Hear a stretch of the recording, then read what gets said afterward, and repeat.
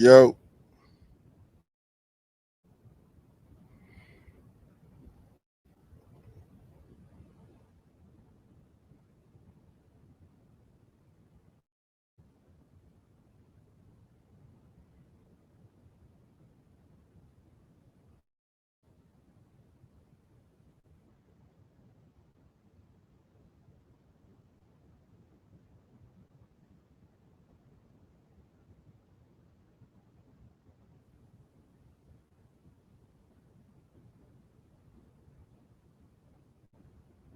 what's going on, y'all? What's going on? We waiting on Traveling Tony to get back. We having the sound difficulty right now, so we about to get in here and really get active. And it's coming in. Go. There we go. There we go. There we go.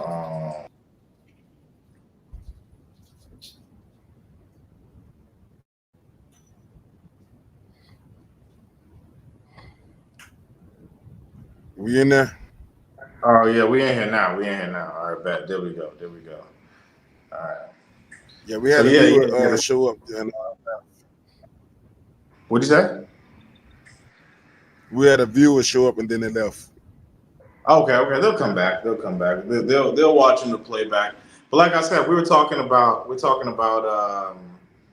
inflation and stuff. I was looking at prices of rent even in the South, right? Just doing research. I was looking at Missouri. Missouri's like one of the cheapest places to live in America. Shout out to my two viewers. Right. Um, yeah, but in Missouri to even get a decent place, it's like they want $1,000 a month. And Missouri was always like a fallback place. You could go get a nice apartment for like 450, 500. Now them shits are like Yeah. $1,900, $1,200. Even North Carolina, the Carolinas aren't cheap anymore. It's expensive. I No. was looking at. Only Did place did I you hear only about? place I knew that was only place I knew that was very cheap and prices and rent was always like Alabama, Mississippi, Louisiana. Those are the places that are normally like super duper duper cheap. But now that they're making money in this economy, as far as the others, the people that's in higher, now they're going up just a little. But did you have a look at those places? What I'm talking about? Yeah, I actually looked at Houston, Texas, because I'm not moving back, but if I ever move back, I would like to know where I'm gonna live. Personally, I'm gonna live in a red state. I don't like blue states. I prefer the conservative way of life, even though American conservation is a little effed up. It's not really conservative. It's still Really better than bad. yeah. It's not like the out of line shit that we see. But yeah, I was looking at eviction. So there's a lot of people getting evicted too. Families, mothers and children getting evicted. I'm like, whoa, what's going on now, man? It was. I was looking, like I said, I was looking at the rent prices. Houston for a nice place in Oh, Houston, it's 1,800 to 2,200 for a nice place that but you I got to would take say. you have to take into account though. You got to take into account of this that a lot of people in America are living beyond their means. They're making a certain amount of money and they're not living to their financial or their income status of what they're making per month. They're living above their means. They're taking on a lot of liabilities, which is debt. So that generally is what's happening in this inflationary environment. That's going to cause a lot of problems, which is evictions. And when they put rates, that's going to allow America to get what they want. It's either your cream going to rise to the top, or those who don't know how to manage, they're going to fail. So that's what happens in the inflammatory environment or climate, and that's what's happening right now over here in the states. But carry on, brother. I'm sorry to interrupt you. No, no, no. It's cool. We have a dialogue. I was listening. So yeah, yeah, yeah. What we're having is what's going on is hyperinflation. Hyperinflation is going on because they printed just too much money. People were warned about what was going to happen, and now we're seeing the effects. What about food prices? Like, what does it cost to go to a restaurant in America right now? If you wanted to go to Cheesecake Factory, how much is that for you and the lady? Shit. To be honest with you, I don't eat out very much. Just to be honest with you, Okay. at this present moment, Okay. I've been maintaining my finances, so eating out wasn't something that I buy groceries monthly. Well, monthly throughout the month. So Oh, okay. So you very good. prices Okay. going out, I think they pretty much remain the same. Uh, nah, not really, because even fast food went up. So I know more than likely mid level to high end. I say 3 stars to up to 5-star restaurants. They don't went up in prices according to fast food prices. So I won't even So eat a meal that's. I won't even eat a meal that I normally would eat. You're paying more, and then that minimum you're getting less, and that's what's going on in the restaurants. what about gas prices? I heard gas prices are on the rise. They started out moderate. It went up. It came back down. It went up again, and it's right now. It's holding its position right now, as far as its current price, but it's real stagnant in gas prices. So it's nothing really you can really say is set in stone, and you can't really, unless you just take a look at the current price of the barrels of oil. That'll let you know what's going on with gas prices. Just keep up with the oil prices or the barrels of oil prices that's going on. So what's going on with inflation? The reason I say global inflation, because inflation is happening globally. Prices, and it's just a natural course of Correct. things. Prices go up, they never go down. Over time, rent's going to go up. It's just how the world works, right? You don't see a place that was once 1,000 go down to $600. It's going to go to 1,025, 1,045, whatever. It just always goes up. It's a certain percentage is supposed to go up, but it's going up way past that amount. And that's the problem they're having in the States. Now here, I'm seeing the inflation like, so how much is a tray of eggs for you there? Like, do you buy eggs like 30 eggs? You say you Yeah, buy food. yeah. I buy eggs. I buy eggs. So we had a egg situation probably about 6 months ago when prices was through the roof on eggs, but it finally normalized. It's back down to regular price. It went to a period where carton of eggs was like $10. You know what I'm Woo. saying? When eggs are normally $3, $3 to In a two cart, you're dollars talking about per 12, right? 12 or better. Yeah, 12 or better. Yep. 12 eggs. Damn. Damn, out here Yep. they sell them by the 30s usually. And So like a carton here is a 30 tray of eggs, a tray. So that is $4. But before it was like $3 and like 25 cents, $3.50. So we've seen a little uptick on the price of eggs and also gasoline. Because I'm doing a video about gasoline for my generator. I got a generator video coming out. okay. Using a generator overseas as a nomad. It's something that people are going to want to do, especially if you're working digitally. You're going to need a generator if you live in any country that's considered third world that has power issues, even Dominican Republic. You could need a generator, but most of the places you're going to stay are going to have generators. But anyways, so they sell gas per liter overseas. They don't do per gallon like in America. So per liter, it's like $1.25 or something like that, $1.30 per liter. That's really expensive. That's really expensive. Um, what what would you say the average person spends on gas in a commute in America to and from work Well, you got to. a week? It all depends.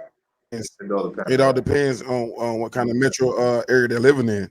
It can be different. In major cities up north, you don't have to use a car that much, but down in the south, you have to use a car a lot. So it can differ region to region, from city to city. But I think the average down here in the south, it's gonna run you $100 over, well over $100. We're talking about maybe $300 per month, $300 to $500 per month in gas alone. Man, and that's not including car note and insurance. So you got right now in No, the states, people are paying. And I heard insurance rates went up also. Well, what I've been reading in the news, not heard. Yeah, the house insurance rates that went up. Yeah, the house insurance went up crazy. Insurance on house went up crazy.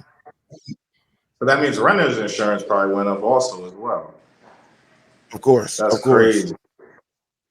So because I was looking at the price of like I think it was a Big Mac meal, burger, fries, something like that in California. It was like $27 for a meal, fries, drink. Oh no! And the burger. Listen, I won't buy it. I won't buy it. It's almost like $10. It's almost $10 down here in the South for a regular value meal. Right now they gotta advertise $5 meals. Right now they gotta advertise $5 meals. $5 just to put. They gotta put a company. Yeah, that's what they advertising. Something that used to be normal. Meals used to be under $3. Value meals used to be like $3.99. So Uber also is very expensive, right? Uber is very expensive. Like if you were going to take not really. Not really. It's not that bad. No, not really. Nah. Depending on where you're going and what time of the day that you take your Uber. That's all what matters. It's all about timing with Uber. Damn, because like I remember taking an Uber from Maryland to DC airport, and that shit was like $120 last time I was in the States. Yeah, you're gonna pay that. And where in Maryland? I'm gonna pay. Here, Uber or even give me mileage. Give me mileage. You know, give me a mileage. Right? Okay. Let's say I'm taking a Uber 5 miles here, right? 5 miles. That might run me $6. 5 miles might run me $6. $6. You know what I'm saying? Like that's you can't beat that. You know what I'm saying? You can't beat that. Like so. Uber gonna be like for 5 miles you're gonna pay $16. $12. Okay. Something like that. Probably Florida. It depends on what time. Depending on what time of the day. If you get that in the rush hour, that's gonna go up about $17, $18. I'm gonna give you an example. I told you that it's the demographic. So this time I called the Uber early in the morning for work during the week. It's normally $11, $12, something like that. Uber on a Saturday morning, same time, nothing different, nothing changed. Just the day of the week. The time didn't change. $30.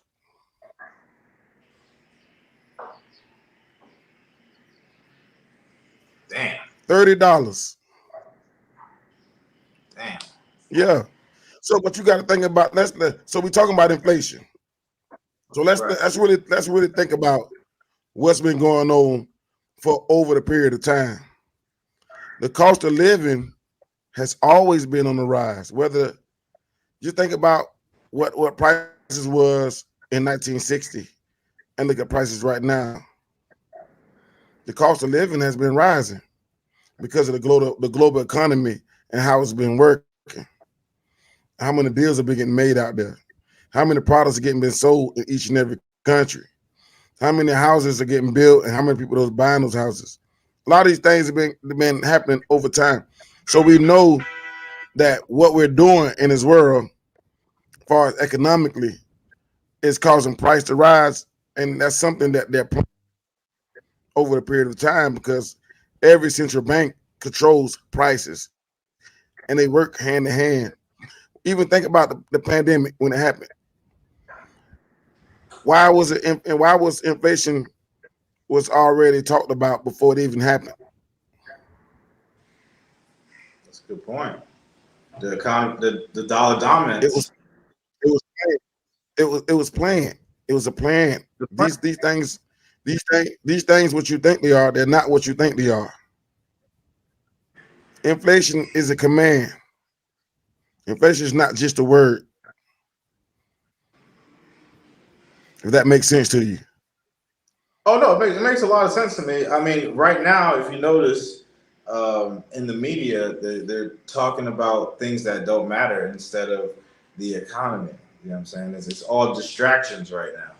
Everything is a distraction. You know, they're talking about the LGB, and they're talking about neutering children, things that weren't even in conversation before 5 years ago. You know what I'm saying? That like that neutering Like children this. wasn't even in a thought 5 years ago, 6 years ago. You know what I'm saying? No, Somebody, no, no, yeah, not at all. it just Now think about this though.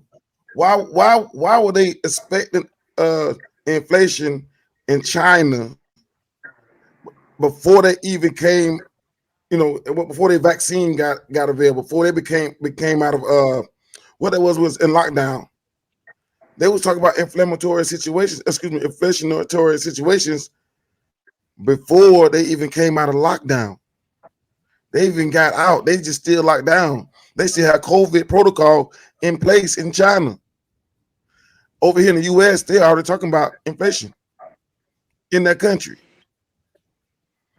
And then they have a guest on from China speaking on those situations before they even open. Oh, Think you about had a that. guest from China? No. This is on mainstream media. Oh, make sure. Okay, about to say, Financial okay. news. Yeah, like it's crazy the inflation thing's going like so. But the thing about inflation that you're talking about, right?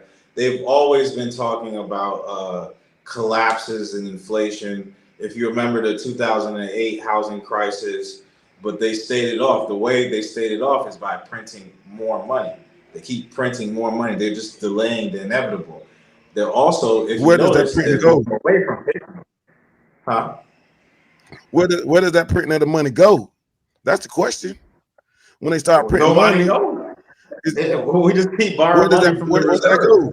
reserve. We just keep Where borrowing the money from interest? the What is reserve. the current? What is the current interest rates when that's happening? That matters. See, Are lenders see. lending money out? Because when they print, lenders got to lend that money out. Oh, Are they lending they're that gonna money lend out? it out.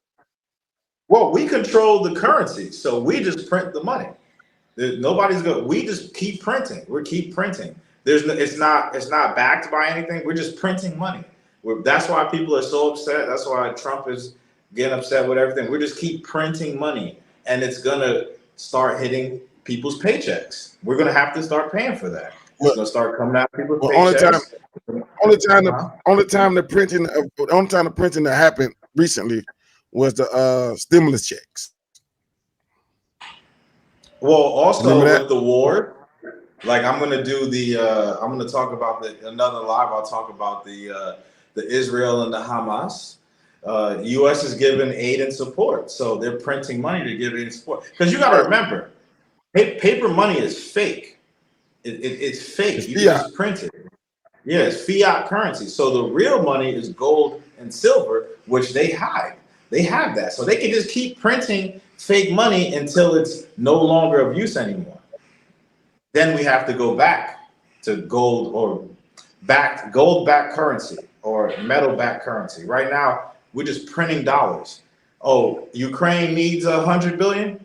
Cool. You know what I'm saying? Israel needs 5 billion? Right. Cool. You know, weapons, cool. You But, know, like but, so. but my question is what create value? Because What if you think creates about value? gold, what creates value? What if you think about gold, it's only valuable for what reason? What does it what is utility of the gold is? Gold is used in many things, a cell phone, like coils, electrical currents. There's a lot of uses for gold. Like in our iPhones or our phones, for example, there's gold, you know, and the chips and everything. I mean, all electronics use gold. You know what I'm saying? So we're having the chip Copper, shortage. It's a lot of things going on that they're not talking about. Even your mic, there's probably gold in your mic right now to use it, or silver, some type, maybe copper, some precious metal. copper, copper Yeah. So used for yeah. So a lot of boards, technological boards and a lot of things like that. You know, there are a lot of use for a lot of different situations as far as microchips, things of that nature. So copper is that. That's why I'm talking about gold, because they're not putting gold into well, they're not. Copper. Copper is used well, for majority of of anything that can carry a frequency and move things Right. along, they using copper. Well, higher grade electronics are going to use gold and platinum and shit like that. Like OLED TV isn't going to use too much copper. It's more refined, you know. So they need a Right. better conductor. You know what I'm saying? So that would be like gold or, That's the word I was you know what I mean? looking So for. something that's more refined, more precious than copper. Copper's like the Right. cheapest you could get. But yeah, I want to see what's gonna happen, man. Like a couple of my friends are Austrian. Well, one of my brothers is like he's an Austrian economist, so he studies this shit crazy. He made me go into gold and silver. You know, he always talks about dollar hegemony or whatever. So basically, Right. they're talking about they want to get rid of dollar dominance, but America also is going to do the Fed Now program. The Fed Now program is going to basically eliminate paper money. So I want to see how they're going Right. to implement that. They've been implementing that over the course of the last few I'd say the last few quarters. They've been implementing that as of late. So now, a lot of people don't notice in the fine print of Fed Now, the Fed coin or whatever you want to call it, the federal money that we'll be using, it says it is a programmable system. So they can program what you can use the money on and what you can't use it on. So now people like me who's overseas, right?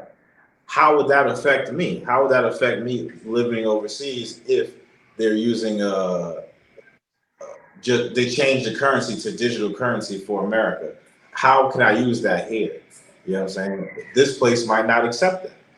They're still using their shillings. So they're like, oh no dollars. I mean, they may accept it. And they may accept it. It's still a dollar. It's just a digital dollar, just like a paper dollar. It's fiat and digital. If there's an exchange rate for it, it's still there. You can still bring your U.S. dollar. It still has a value, and you can exchange it.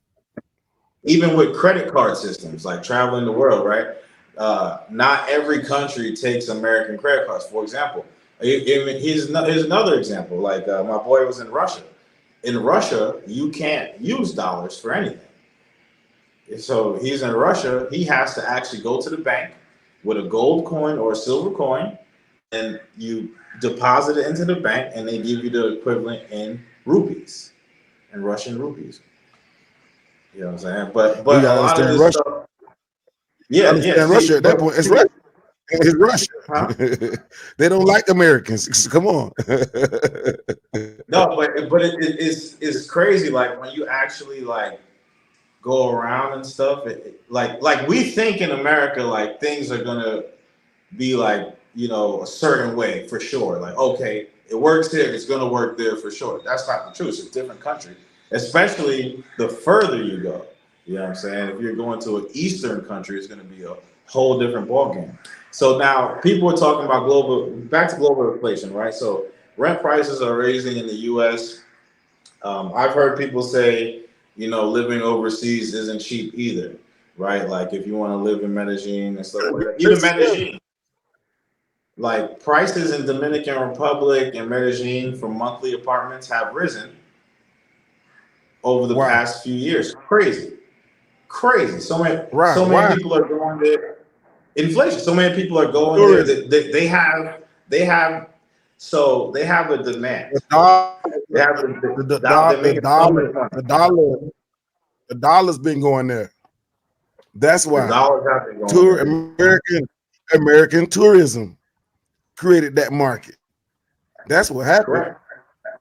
And that's what's going down. That's what's changing that economy. That has nothing to do with inflation. So now let's talk about this on the local scale, right? So let's say we're going to Medellin. We're going to Medellin. We're getting all the apartments. We're buying things. Prices are rising because of all the Americans there. How do you think the locals feel about that? Because they still make the same amount of money. They're mad. They still make. They're still making $400 working 12 hours on their feet a month. You know what I'm saying? Like 12 hours a day, 5 days a week. You know what I'm saying? They're still making. So like a $1.50 difference to us isn't anything. But to these other people in these That's a other countries, the huge dollar being game. that's a lot. That's a big difference. Yeah. That's a big difference. I'm surprised nobody has it. Oh, it's so late. That's why nobody is coming up. What time is it out there right now? Saturday, bro. It's Saturday night. You gotta remember that. No. Oh, it's Saturday night. Okay, okay, yeah. Yeah. But usually I go a little earlier. A shout out to the three people watching right now. You know what I'm saying? Shout out from Tanzania, Yeah. just out here doing this live stream. But yeah, man, Shout out from I the just FLA. I've been Shout watching out from the FLA. I've been watching a lot of YouTube videos lately, just been doing a little research, and a lot of people are complaining about they have enough money for essentials but nothing else in America. Like they can't do anything else. They can't go out. They can't have any fun. They only have enough to pay their rent, eat, and get to work. So they're just working to live. So Americans want to have fun. People, I think people in general would like to have fun, but our culture is kind of like you work hard, you play hard, right? So people are getting frustrated that they can't play, they can't go out, they That's can't what do that's what things. those that's for the lower class. That's not for those out there making money. They're having fun. Better believe it. I see Yeah, it. I have they, Facebook, so I see it. They're having fun. Don't get it twisted.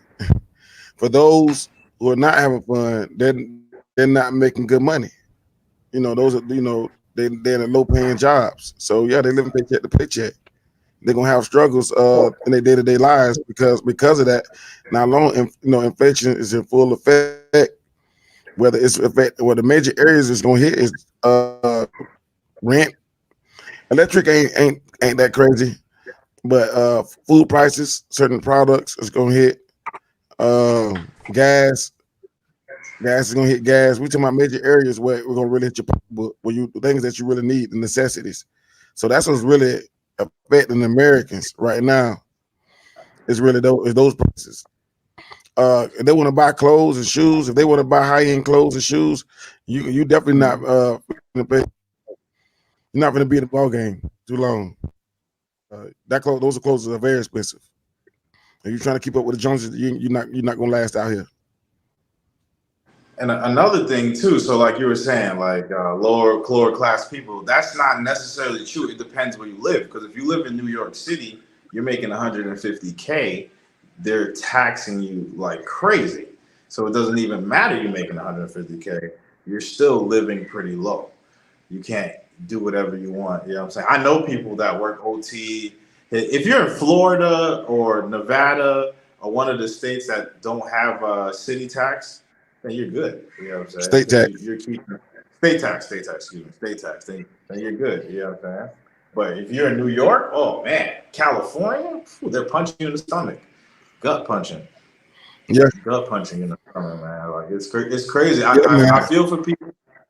I feel for people right now, man. I do feel. That's why I'm telling the whole going overseas thing is not.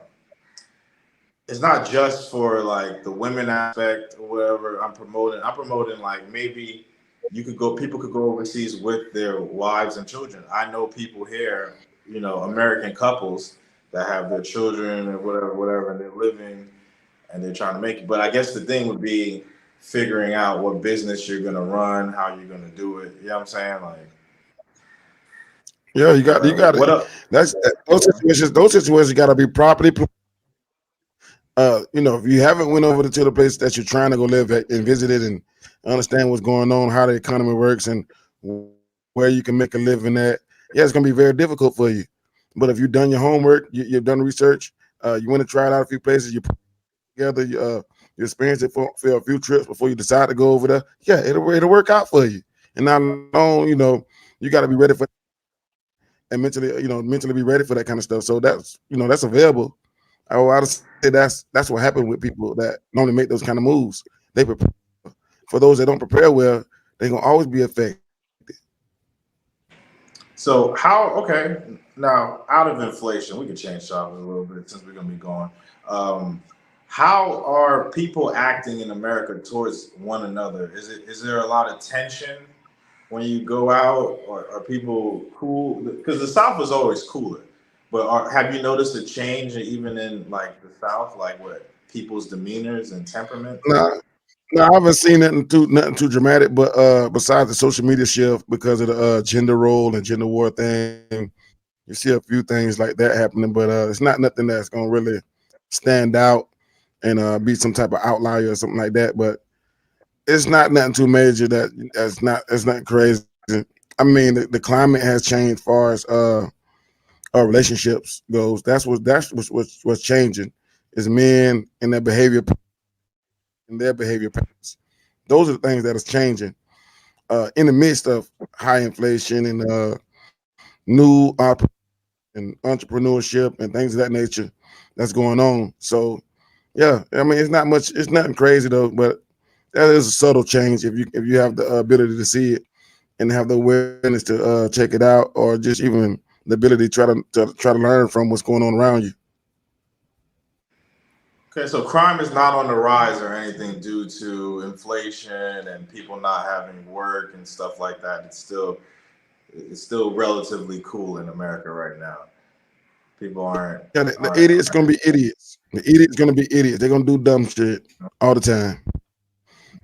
But there was they are doing more robberies and stealing cars again. That's something that haven't been around in a while. Like I mean, it still was car theft, but not to the level it was in the early '90s and in the '90s and the '80s when car Do you theft know was why like though? crazy. But that's because of the alarm systems wasn't out yet either. So you got to think about that as well.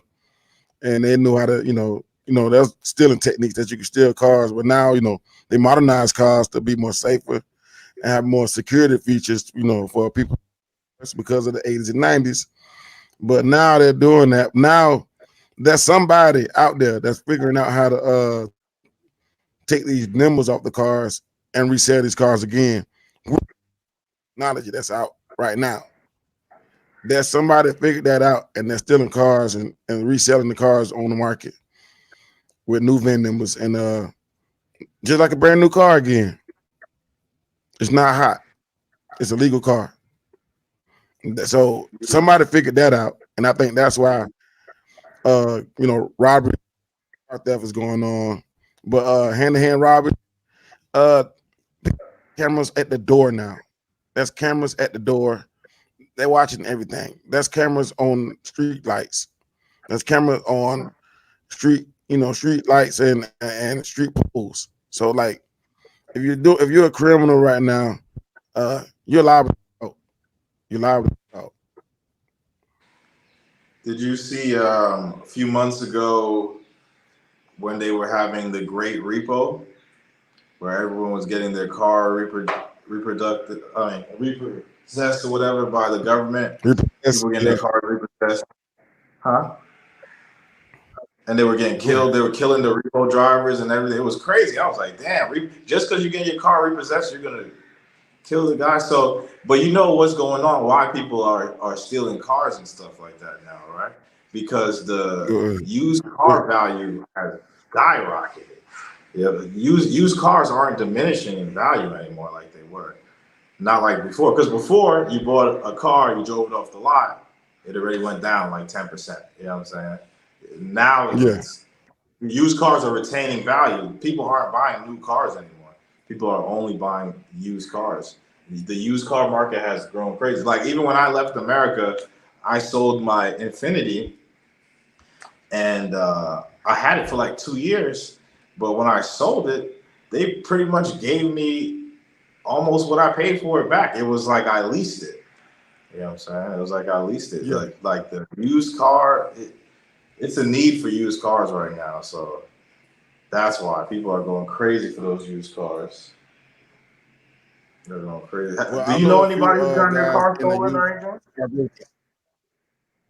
Not recently. I said not recently. Some guy just had got my job. Just had his car broken into. They slashed. They hit about 9 cars at a hotel. Damn, bro. That just recently happened yesterday. Yesterday. Are they?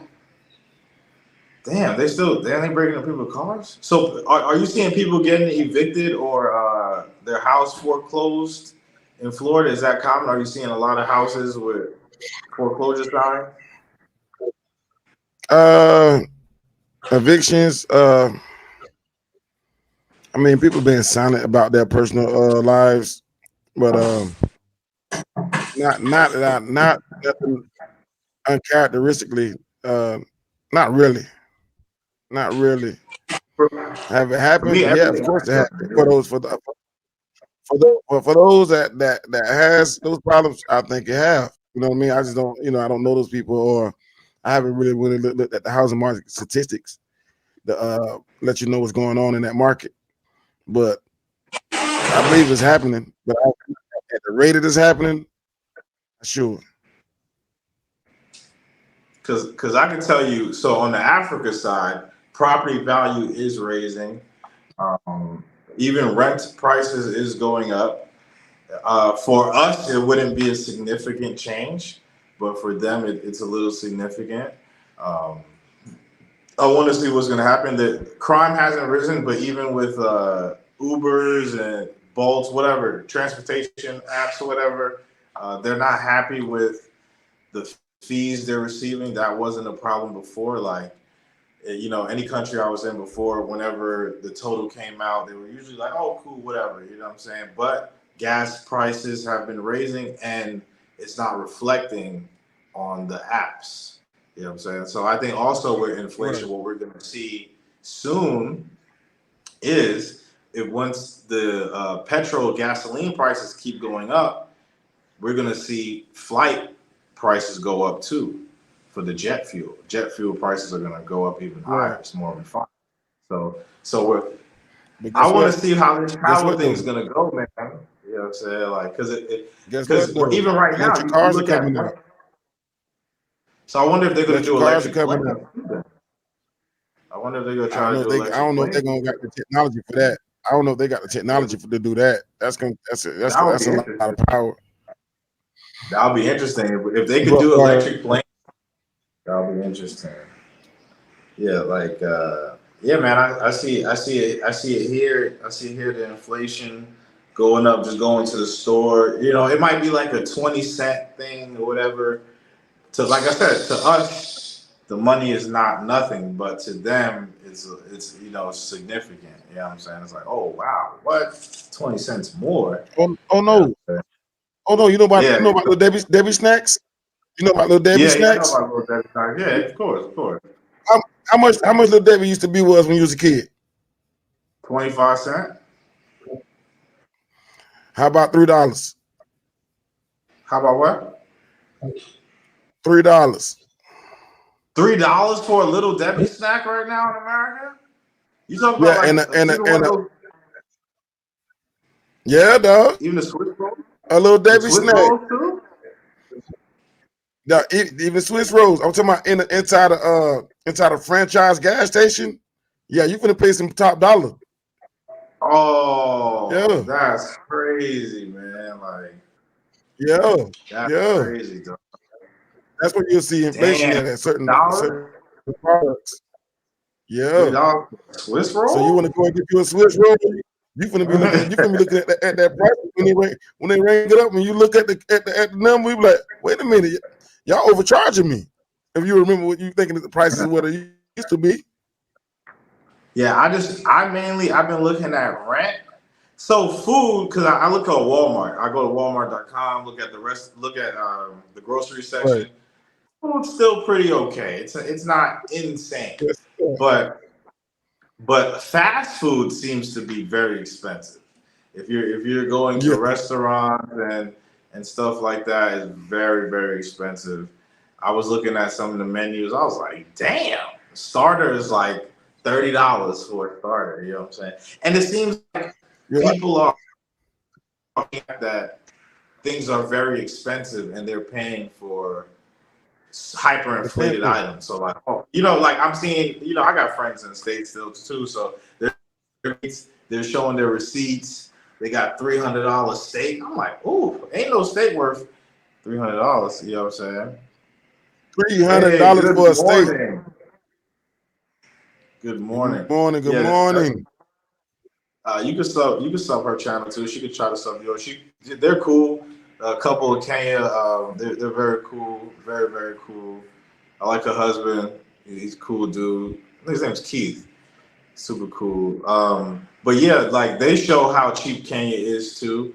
I remember. Yeah. I don't know if she's still here, but I remember I seen that Nairobi was having riots a few months ago because of the pay or something. Inflation was going on, and Nairobi's an expensive city, kinda some parts. So I guess if you're not paying people enough, they're gonna get upset. And I hope it doesn't hit here yet. But if inflation keeps going up and people aren't getting paid the right amount to live comfortably, it's inevitable. You know what I mean? Everywhere.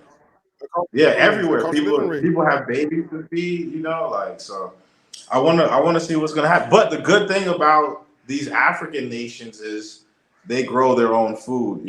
So even if shit started to get crazy, people have cows, they have goats, a lot of cows, a lot of goats. A lot of people have farms and things of that nature. So that kind of saves us here. You know what I'm saying? Like you can eat off the land. Buying potatoes is cheap. You could buy corn for cheap. You know what I'm saying? You could buy one potato, like 1 kg of potatoes is like $1.25. You know what I'm saying? And you could use a kilogram of potatoes. That'll last you like, I mean, if you really like trying to stretch it, that should last you a few days or a week. You know what I'm saying? If you stretch eggs, is that kilogram, like a 5 pound kilogram, like two, like a little over 2 pounds. You know what I'm saying? Okay. Oh shit! Okay. The homie sent me a first super chat. Hey, salute the homie. Hey, shout out. Thank you. I appreciate you. This is your first time sending a super chat. Oh, when you get your because I watch their channel. So like when they finally get monetized, I'm gonna super chat them. I like whenever my homies get monetized, I always go. I drop a super chat when you go on live. I try to show support. You know what I'm saying? She supports me. I got a few people that support me. I've been building my audience. Definitely grateful. But yeah. So what's going on in Kenya? I don't know if she's gonna say anything that's going on in Kenya. If shit's expensive. Oh yeah, she said her first time. Yeah, thank you and congratulations on doing your first super chat. I know it's a milestone. I've been. It's a good way to promote your channel too. If you go to like bigger channels and you super chat and you say, "Hey, hello from Kenya," people are gonna see. You know what I'm saying? Like, people are gonna see and they might. Oh yeah, there's lots of floods here too. Right now, it's crazy. It's crazy flooding. It's crazy flooding here as well. So Alex, what are you going to be showing on your channel lately? People are dying in Mombasa because of floods. Okay. Wow. Okay. Whoa, how strong are those floods? I mean, dang. Yeah. How far the flood levels are going up? I'm gonna do a video about it.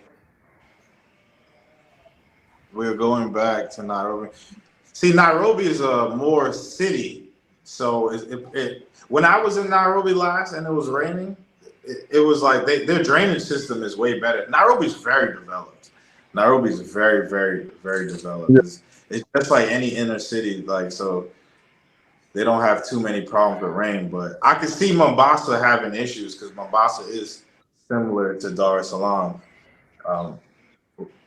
You guys have a safe journey. You know what I'm saying? We're just here talking about prices increasing in Africa and the US. Have any prices? Wait. We will try to take Kenya. Okay, that's it. I want to see that. I want to see that train. I'll be doing I'll be taking the bus to Arusha next month and I'll be vlogging that as well. That's actually very interesting. That's very interesting. I would definitely like to see the train in Nairobi. Have prices been going up in Nairobi though, or is it plane ticket prices. Let me see. Kenyan girls, what they think about? Okay. Today we are interviewing some Kenyan girls on what they think about Black Americans. I know they're going to love Black Americans for sure. The Kenyan girls are going to say they love Black America. They love us in Kenya. Honestly, they love us in Kenya. Like, Well, this is I would say this: if you want to interview a Black American, you got a Black American sitting right here in front of you, right there. Let them talk to a Black American. Ask a Black American. Ask a Black American. No, it's all good. It's all good. They're collaboration. So let them interview a Black American. Let's have that conversation live. That can happen. Yeah. Yeah, I told her she could pull up live, or he could pull up live, and we could have a live chat. But I wonder, like, what the prices are looking like in Kenya, though. Are they crazy? Like, are prices in Kenya out of control? You know what I'm saying? I think you misunderstood. I think you misunderstood me, my brother. Yeah, so I was saying that she's having an interview, or she's interviewing a Kenyan woman about and asking them questions about Black Americans, so they can have that conversation. Then they know, boop, there's a Black American, and he can be that answer real questions. No, he's asking. She's asking Kenyan women how they feel about Black American men. Right. So I get that. That's what I was talking about. Yeah. Okay. Yeah. Because let me see what started. Oh, let me put this back up here. Hey, we'll put my girl up there. Yeah, her husband is. I forgot where he's from. Where's your husband from? So wait, everything in Kenya is up. Report where Kenya is now. Yeah. Oh, so Tanzania's having more kids too. That's another thing too. Like, they be having a lot of kids out here. They'll have so many kids, but it's cool. It's it's how society is. So it's very family oriented.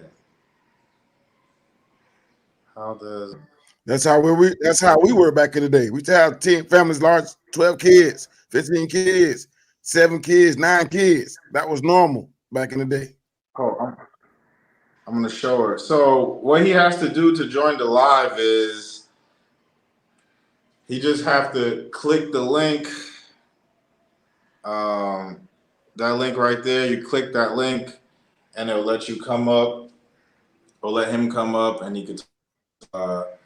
The prices in Kenya. I'm gonna be on here for like another hour, but yeah, you can just click the link, and then I'll just let him up. It'll show that he's there, and he can talk about it, whatever. I actually haven't spoken to her fiance directly yet, but besides texting, he's cool. Very cool dude. Very stoic, calm, chill dude. So they like Kenya. Yeah, Kenya is I always suggest Kenya for like Black Americans, especially if you're new to traveling, because they speak English so well. There's no real language barrier there. There's no. It's just you have to know where to go to in Kenya. So I guess it would be good to know people there, to know where to stay, because.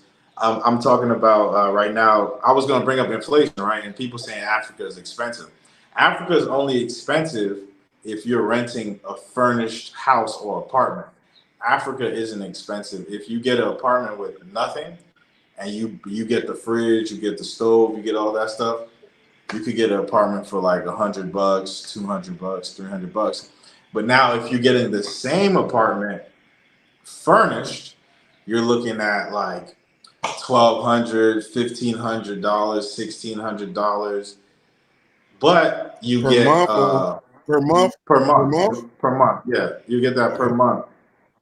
Wait. Oh, okay. Here we go. Oh, she pulled up. All right, cool. There we go. At the stage. Oh, hey, what up, bro? How you doing? What's going on? I'm good. How are you, Tony? I'm good, man. So how are prices? Our Wi-Fi is not working so well. Oh, your Wi-Fi is not working so well. Can you hear me? Yeah, the Wi-Fi is not so good, and we're in an Airbnb here in Mombasa, so the Wi-Fi is not working so well. Yeah, yeah, but You can hear me okay now?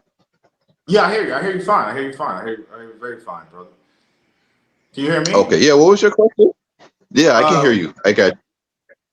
Are Mm-hmm. prices on the rise in Kenya right now? Oh yeah, absolutely.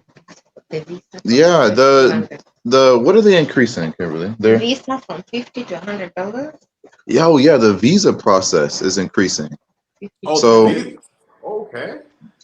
yeah. So the tourist visa, what is it? It used to be $50 if you want to come to Kenya. You want to get a tourist visa for 90 days, but now they're going to be increasing it to what, $100 in January. If you have a child abroad.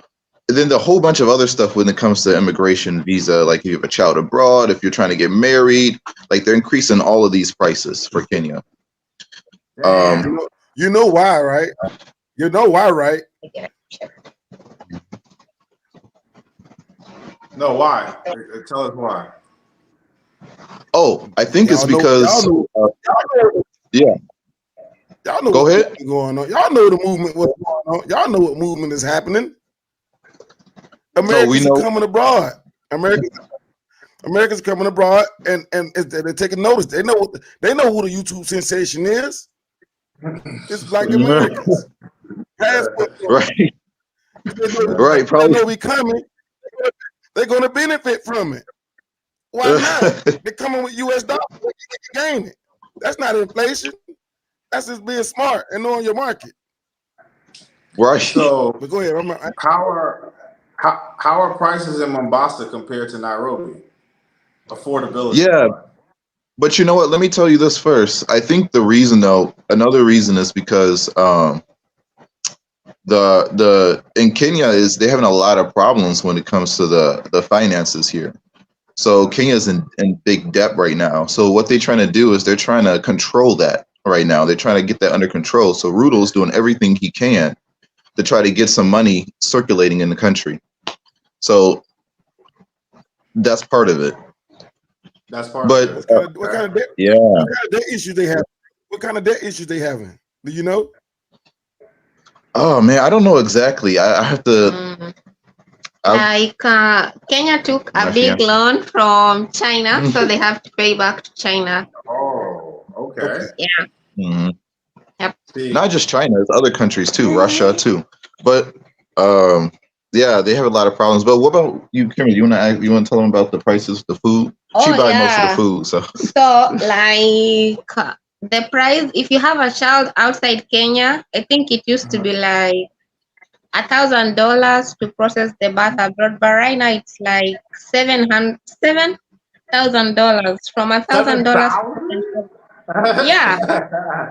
So if you're having a child with a foreigner outside Kenya, you have to pay Kenya $7,000 to get your child the Kenyan citizenship and the passport, birth certificate, and everything. So right now it's very high. And then getting married in Kenya used to be like $100. Right now it's $500. Oh, wow. So everything.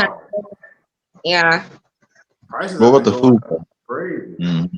Also, the food has gone up. Getting permits in Kenya, like everything has doubled up in terms of price. So that's why even on the news you saw like Kenya is losing a lot of investors to Tanzania because everything has doubled or tripled the price. Mm-hmm. That's true. You guys need to do a video about the visa. That's what they're doing. They're price gouging. Yeah. What about the price gap? They're price gouging. Oh, price gouging. Yeah, but you know they raise the price for everything, but they're not raising salary for the citizens. So people are having a hard time on paying for stuff. Mm-hmm. So most people who are having kids with foreigners, they just said maybe they won't get their kids the Kenyan citizenship because it's so expensive. And it doesn't make sense because even for the US Embassy, for the United States Embassy, we only paid $230 for the child to get a passport and the US birth certificate. It was not that expensive, like $7, like what Kenya is charging. You guys gotta start making videos talking about this stuff, and you know you should start going live, like even with what him and I are doing, because all you need is the watch hour, and you could get the super chats because you already have the subs. You just need the watch hours. You get the super chats. You guys start making in that bread. it's very interesting what you guys are talking about. That visa thing, like people don't know about that. You got to put that information Oh out there. yeah, and You then know what I'm saying? the visa was $50. Now it's going for $100. And then if you don't get your child citizenship and you have the child outside Kenya, you have to pay $200 when you're coming into Kenya. Like it's a visa for children born to Kenyan parents. So if I can't afford to pay the $7,000 each time I come with my child to Kenya, I have to pay $200, of which in the past I think it was free. Oh wow, Can you explain that fee for wow. me? Can you explain why that fee is? What's the point of that fee? What is that fee covering? That's what I'm trying to understand. Why? You said why? Why are they doing this? Yo, I why does that fee exist? And what is that? What is the money? What is that fee covering? What's the point of that fee? Why are you paying that fee? Why is that fee there? Just you trying to want to understand. Yeah. Well, personally, I think it comes back to the debt that Kenya owes. They're trying to get rid of that debt and Yeah. get money circulating within the country. Like Kenya owes a lot of money to China, and then right now the Kenyan currency is very weak compared to the US dollar. Like in the past, $1 was 100 Kenyan shillings. Right now, $1 is 151 Kenyan shillings. So the Kenyan shilling is weak too. So I think I don't know what they're trying to do with the economy. They're trying to build the economy back up. Yeah, they're trying to build it up, but it's making the president here, Ruto, look really bad. You know. Yeah, the So citizens are not happy with it. Right. Just shooting the prices up Right. like 10 times more, 5 times more. It's not making sense. Mm-hmm. Also, I saw extending the visa. Now, people have to pay for it. That's like good buddy.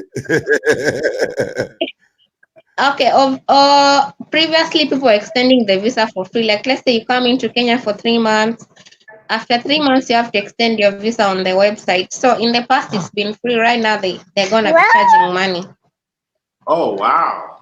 Another Yeah. video that people would want to see, you guys, especially passport bros, they would want to know Mhm. about having a child in Kenya with the process, you know, Right. citizenship, things like that. So that's just something that people would want to know. And, you know, since you already did it, it would be good for you to Mhm. drop that information. You know what I'm saying? Yeah, we're gonna make a Yeah, video. man. They would love to hear that. But it's not hard to get the child citizenship. Like our child, we just went to the US embassy, had the interview. They just have to check that the relationship is genuine, and then you have to show like evidence that he was around when you got pregnant. That is all. And then we received the US passport within 4 weeks. We picked Oh, at wow. the Dar es Salaam embassy. Yeah. It was within 4 weeks we had the passport just after I had the baby. So it's not hard. We did it in Tanzania too. Yeah, we did it in Tanzania. So it was just quick and easy. She's a dual citizen. She has a Kenyan citizen and an American. The child, yes. So Yeah. the child Well- has got the US passport and the Kenyan one. She got both of them. But I think Oh, you that's have to but I think you got to make it official. You know, like I think there's something that you have to sign to make it, to be officially a dual citizen. But she has both passports though, Right. if that's what you mean. Yeah. Okay. Mhm. So, are you guys both going to America anytime soon? Are you planning on staying in Kenya forever or moving to America? Uh-oh. Mhm. I see the smile on her face. They've been talking. We are going to They've been visit the talking about US. it, bro. We will go visit the US just for a while and then we'll be back to Kenya. Because, if you have an American spouse or fiance or a child in America, it's like nearly impossible for you to get the tourist visa for US because America sees you have strong ties in America, so they'll deny your visa. So like you getting Lucy a tourist visa for America will be like the chances of getting it are nearly like 1%. Oh, So if you wow. have strong ties so we were trying to get the tourist visa, they denied us because they said I have a US child, I have a fiance in America, so probably I won't come back. I might misuse the tourist visa. So we had to do the K1 visa for the fiance, which is like a very expensive, long route just for me to visit America. So even you for Lucy to visit America, you might just have to do the spousal visa. Because getting the tourist visa is just very, very hard if you have strong ties in the US. Oh wow. Yeah, I heard that Yeah, it's so, a pain in the ass. Wow. Oh, Uganda's here. What's up, Uganda? You've been to Uganda too, right? You guys been to yeah, Uganda we've been too? to Uganda. It has also been to Ethiopia. Mm-hmm. Okay, Yeah, that's yeah. cool. So I wonder if they're probably experiencing inflation in Uganda as well. I think we've Oh. all hit it because even here the eggs are going up, Mm-hmm. potatoes are going up, cuckoo Yep. going up. You know what I'm saying? Mm-hmm. You speak Swahili Oil now? price. Mm-hmm. You speak Swahili now? Oh, me? I know a little bit of Swahili. Nasema I've been trying to Kiswahili learn. kidogo tu. You know what I mean? Sijui you, Swahili, Sijui Swahili. You know, I was trying to learn. you know what? Trying You to know what? learn. It's a lot easier in Tanzania. I feel like to practice Swahili than in Kenya. Yes, because everybody here speaks Swahili. Right. They speak Swahili all day. Mm-hmm. Yeah, Right, right. they get So it's upset a when lot you speak. easier. Yeah. So you staying in Mombasa for how much longer before you go back to Nairobi? She said it Oh, earlier. so yeah, we just have a couple more days here. We're gonna try the train, the SGR train. I don't know if y'all heard about the SGR train. I heard of my wife took it. I didn't take it. I want to try it though. I want to vlog it though one day. I'm gonna try it. Yeah, yeah. That's probably gonna be our next one, and then we'll take that back to Nairobi like a couple days from. Wait a minute, I haven't heard about the train. Y'all got to tell me about the train. I'm American. I don't know nothing about this train. What's going on with this train? Oh yeah, this is the train in Kenya they got here. It was built by the Chinese, and I hear it's a nice. This is actually part of the reason why Kenya owes a debt to China, but it's a nice train system that you can take to different parts of the country. I think it goes into Tanzania or no? No, only within Kenya. How fast Oh, does it only in go? Kenya. How fast does that train go? What's the specs on that train? Are you familiar? Yeah, I'm not familiar with that. I'm not so sure. I don't know. What? What is Do that? you know how fast the train go? Oh yeah, like from Mombasa to Nairobi is 5 hours, but if you take the bus, it's like 8 to 10 hours. So it's almost half the time you'll use on a bus. Mm-hmm. Have you taken the bus from Tanzania to Nairobi? Yeah. Yeah, we have, and it was That's a a nice crazy experience. bus ride. Yeah. It's a nice experience Mhm. because you stop by the roads, you eat some snacks. Oh, it was fun for us. There was No, no it's water. There was no Mhm. water in the toilets. And when Really? the bus ride, the toilets they didn't Mm. have any water. But luckily, I had my own water and baby wipes. But it was crazy. I was mad. I was mad. Oh, we went when she was pregnant. So it was really difficult for us. There's no toilets on there. She's You know, Tony, those buses, they don't have. Whoa. Tony, the buses don't have a toilet inside, and if you're pregnant, you have to like pee every 5 minutes. So like it's a hard ride. You have to use the adult diapers when you're taking a bus if you're pregnant, because there is no washroom. Yeah. You understand? Wow. Yeah, I know. You didn't want to go squat outside. That's not. Listen. I'm gonna tell you right now. I'm gonna tell y'all right now. I'm not catching the train. If I gotta poop with my pants, I'm not doing it. No, the train probably has the bathroom. The bus. The train has washroom. They have like a first class place. They have a second class, and they have the economy. In first class, it's like a designed like the way a flight looks inside. You have your own table, your own seat. Looks like a restaurant inside actually. You have a place to charge your phone. So the train is like a nice experience. It would just be like you're taking a flight if you do the first class. Yeah, that's like the ferry. Taking the ferry to Zanzibar. Yeah. Mm-hmm. Yeah. The buses is where it's rough at. Yeah, Only the buses. the buses are rough. Yeah. Have you taken the dollar? The little Not taking bus? bus. Yeah. Wait, which one is that one? Tuk-tuk. Oh, that's the Daladala. tuk-tuk. Yeah, In Kenya, they call them tuk-tuk. yeah. I Oh, thought it was called the tuk-tuk. Bajaj. Okay. The little bus where all the people squeeze up. Yeah, so Oh, the bus. The Bajaji is the tuk-tuk. Okay, you're Mm. talking about the matatu. We tried using that in Tanzania. In Tanzania, it's really hard to use those little buses because they like put in like 100 people in the little bus that should accommodate 14 people. So there's a time I told kids I want to experience using the small bus in Tanzania. So we stopped a bus, we got in, it has like 100 people, there's not even space for my legs, and I'm pregnant, so they're telling me to stand during the whole ride, there's no seat. So we just told them we better get off. So we just got off and then we took the Bajaj. So it's not easy, but in Kenya, using those small buses is comfortable. You have your own seat. They have a TV inside. Some have Wi-Fi. Some have music. So in Kenya has the best of those little buses. Kenya is more developed. Yeah, Kenya is definitely more developed. Yeah. Have you tried taking those buses in Kenya? No, Yeah, I actually Uber everywhere. I've just become more adventurous my time after. I was just taking Bolt and Uber everywhere.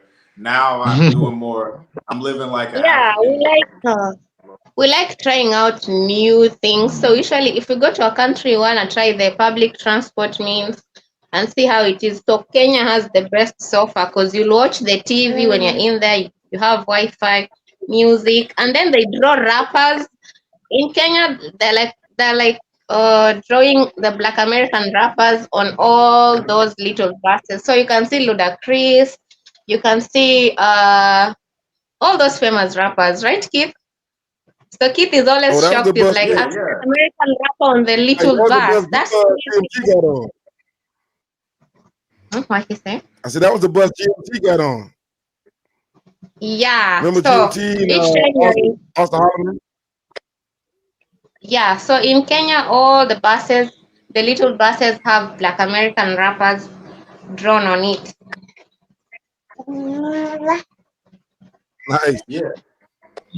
I like the Kenya. I remember when I was in Kenya, I got in the Uber and the guy started playing Black Rob. Like, whoa! I was like, what? I was just going, like, oh, that beat, right? You know what I'm saying? I was like, damn. Where you from in the States, bro? I never asked. Michigan. Yeah, where are you from? You from down south? I lived everywhere. Everywhere. I'm not a dickhead New Yorker though. I try to, what I mean? Like I got Southern energy, I guess. Man, he's a New Yorker. He's a New Yorker. so are you from Detroit? Say one more time. Are you from Detroit? Yeah, yep. Originally from Detroit, but I was staying in Warren though, which is outside of Detroit. And you just took the baby back to the States just recently, right? Yeah, yep. Okay, so how was it back there? So you haven't been back for a while. How was it when you went back? Yeah, man. When I went back there, I kind of just missed being back in Africa the whole time.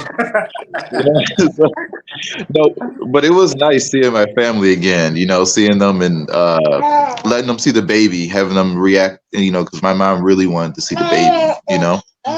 So having her see the baby and everything was good. But I was happy to be back in Africa. How was the energy in Michigan compared to Africa? Like amongst blacks, do you feel the same amount of welcoming that you feel in Kenya, in Detroit, or no? You know what? I'll say this when it comes to immigration, because sometimes when you're traveling through these countries, it's a little difficult when you're going through immigration. Sometimes you might not feel so welcome, or maybe they'll be like really strict on you. You know what I mean? So it was nice. I'm talking about everyday life, like just being outside in the stores and stuff. How are Black Americans now? Is there more unity and love, like or how it was before, or how they portray it? Like Yeah, I'm gonna get there. And for the immigration though, when you first come into the U.S., I think I felt very welcomed. You know, they're gonna say welcome back to the United States. You know, so they're very welcoming to you when you come back to the United States. But when you're in the cities like Michigan, Detroit, my mom stayed in Las Vegas, so I was also in Las Vegas. It's not as welcoming, you know, and there's not so many people outside, you know, unless you in certain areas. So I think it's more fun, it's more welcoming being in Africa, you know, because there's more people, more interaction, you know. So I think overall though, I think it's better in, you know, Africa when it comes to talking to people and stuff like that. Back home, so when you came back home, you didn't have that much interaction with Americans and Black Americans again. They wasn't like, you know, hey, we're happy to see you home. Yeah. Nobody was calling your phone, you know, texting you. Oh, where you at? None of that. For family, yeah, you get that. Yeah, you get what that. About but your friends? Yeah, I got that. But I mean, like, if you in Kenya and you walking around outside, you could just meet a random person and talk to them, have a conversation with them. You know what I mean? It's not like that in the U.S., you know? So in the U.S., yeah. You know what I mean, Tony? Yeah, I feel, Africa, besides South Africa, everywhere I've been in Africa, you can just pull up on people and talk. South Africa was the only place, like, you pull up on somebody, look like they're reaching for something, like, back up. But East Africa, to me, is so cool. I love East Africa. They're so welcoming. So that's why I was going to ask you, do you feel more at home in America or Africa now? Oh, that's a good question. You know, I think maybe a little bit of both, you know? A little bit of both. I feel at home here and I feel at home in America, I would say. Yeah. Okay. How often do you go back to America? Oh, that was the only time. Just a few months ago was the only time I went back. Mm-hmm. How many years have you been in Africa so far? Oh, man. Maybe 2, 3 years now? 2, 3? 2? At least 2. You went back once. Yeah. So when are you going to go back again? Why don't I go back? No, I said when. When do you plan on going? Are you going to go back like every 6 months? Oh, no. So yeah, like she said, we considering going back, maybe in February, March, something like that. We'll consider it. Oh, okay. That's pretty soon. Yeah, and not for a short term, maybe for a year or 2 or something like that, and then come back to Africa. We'll see that. Yeah. Oh. Are you going to stay with your family or are you going to get an apartment? We don't know yet. We'll figure it out. You know, so my mom, she has a house in Michigan, so it's empty. So we might just take that and stay there for a little bit, you know, and pay a little bit of rent to her. Right. Be fair, of course. Yeah, like so we're considering. My mom offered us to go live at her house in America. But I was like, hell nah. See, that man did not want to take his wife to that place over there. Where he at? He didn't I used to live in Vegas too, though. I used to live in Aliante. I don't know if you know Aliante. No, I don't know it. Where'd you Henderson or something? Say it one more time. Where'd you live in Vegas? Henderson? What part of Vegas did you live? Oh man, I don't even. It's North Vegas. Is my mom? She just moved there. Yeah, so I don't know much. What are you guys planning for the rest of your day? It's early here. Yeah, you know, I'm just gonna be working. We might go and shoot another YouTube video. What I'm probably gonna go to this one. Yeah, I do teaching. I teach online. Okay. Yeah. Okay. Yeah. You're very smart. That's why I was asking. I knew you had like a job like that. You know. Yeah. So YouTube is blowing up. So you guys gonna do both channels concurrently, or you're gonna focus on her channel mainly? Yeah. So. Yeah. Do you have another channel, by the way, Tony? No, I only got one channel. But I I try to sub the homies from my channel and my wife's Mhm. channel, so where you get 2 subs. You know what I'm saying? Oh, I see. That's what I do. Yeah, That's what I do with everybody. That I do. That yeah, I sub to, that I know on YouTube. That's what I do. yeah. The people I know, I talk to. Like I subbed your channel, your channel, your other channel from hers. The Boo Boo Game. When your wife put the link. Actually, your channel, like I said, your channel is kind of what got me started doing the Tanzanian thing, because I looked up Black American Tanzanian before I created my shit, and I seen your video when you guys were having lunch or whatever. You know what I'm saying? Like, so I was like, oh. Yeah, and that shit had like 1,200 views or something like that. I'm like, okay, shit, I need to do this too. You know what I mean? It just there's actually not that many people that are vlogging, Americans that are vlogging out here in East Africa. I like in our age range. How old are you, by the way? 28. Okay, I'm 30. Yeah, there's not that many like younger cats vlogging from the Americas out here in East Africa. So True. I think it's a cool thing for us to give our experiences, because a lot of people have a lot of misconceptions about Africa. Like these people are cannibals and they're here to hurt us, they want to rob us and stuff like that. But reality, we are safer here, even with inflation, than most places in America amongst our own people. You know what I'm saying? These days, you know what I'm saying? Like it's just especially like Detroit. They be shooting in Detroit, man. I've been seeing. Look up some of the articles and shit. It's crazy. It's crazy, man. It's crazy. Yeah. It's crazy, man. You know what? Huh? Yeah, you know what? That's one of the things I like about Africa is that you don't have that issue. You know, you don't have the issue of people, worrying about getting shot, guns. You don't have these gun-related issues. But at the same time, my cousin's also over here in Africa. He's always saying, I wish they had, I wish guns was legal here, because he would like to be able to carry something, which I can understand that too. So I don't know. How do you feel about that? Because you ex-military, right? Okay, yeah. So I actually have a friend who's similar to your friend carrying a gun. That's programming. You know what I'm saying? We're programmed to want guns. These people don't even think about guns, They don't even think about utilizing a weapon on somebody. If they get an altercation, it's just a fight. We go straight to killing, elimination of life. That's where our minds go straight to. That's sad. That's sad. It's sad. It's very sad. It's very sad. We even prop up people who are saying like, yo, I'm crazy. You don't want to mess with me. I'm a loose cannon. I'm crazy. Like, to be proud of. You know what I'm saying? Like, you're proud to be mentally unstable. Does that make sense? You know what I'm saying? So I see. So I guess the biggest difference between us and them, I would say, is emotional intelligence. These people are very emotionally intelligent. They teach. You know what I'm saying? They teach walking away. They teach de-escalation of situations. I like how they interact. Of course, people fight everywhere, but it's just very rare.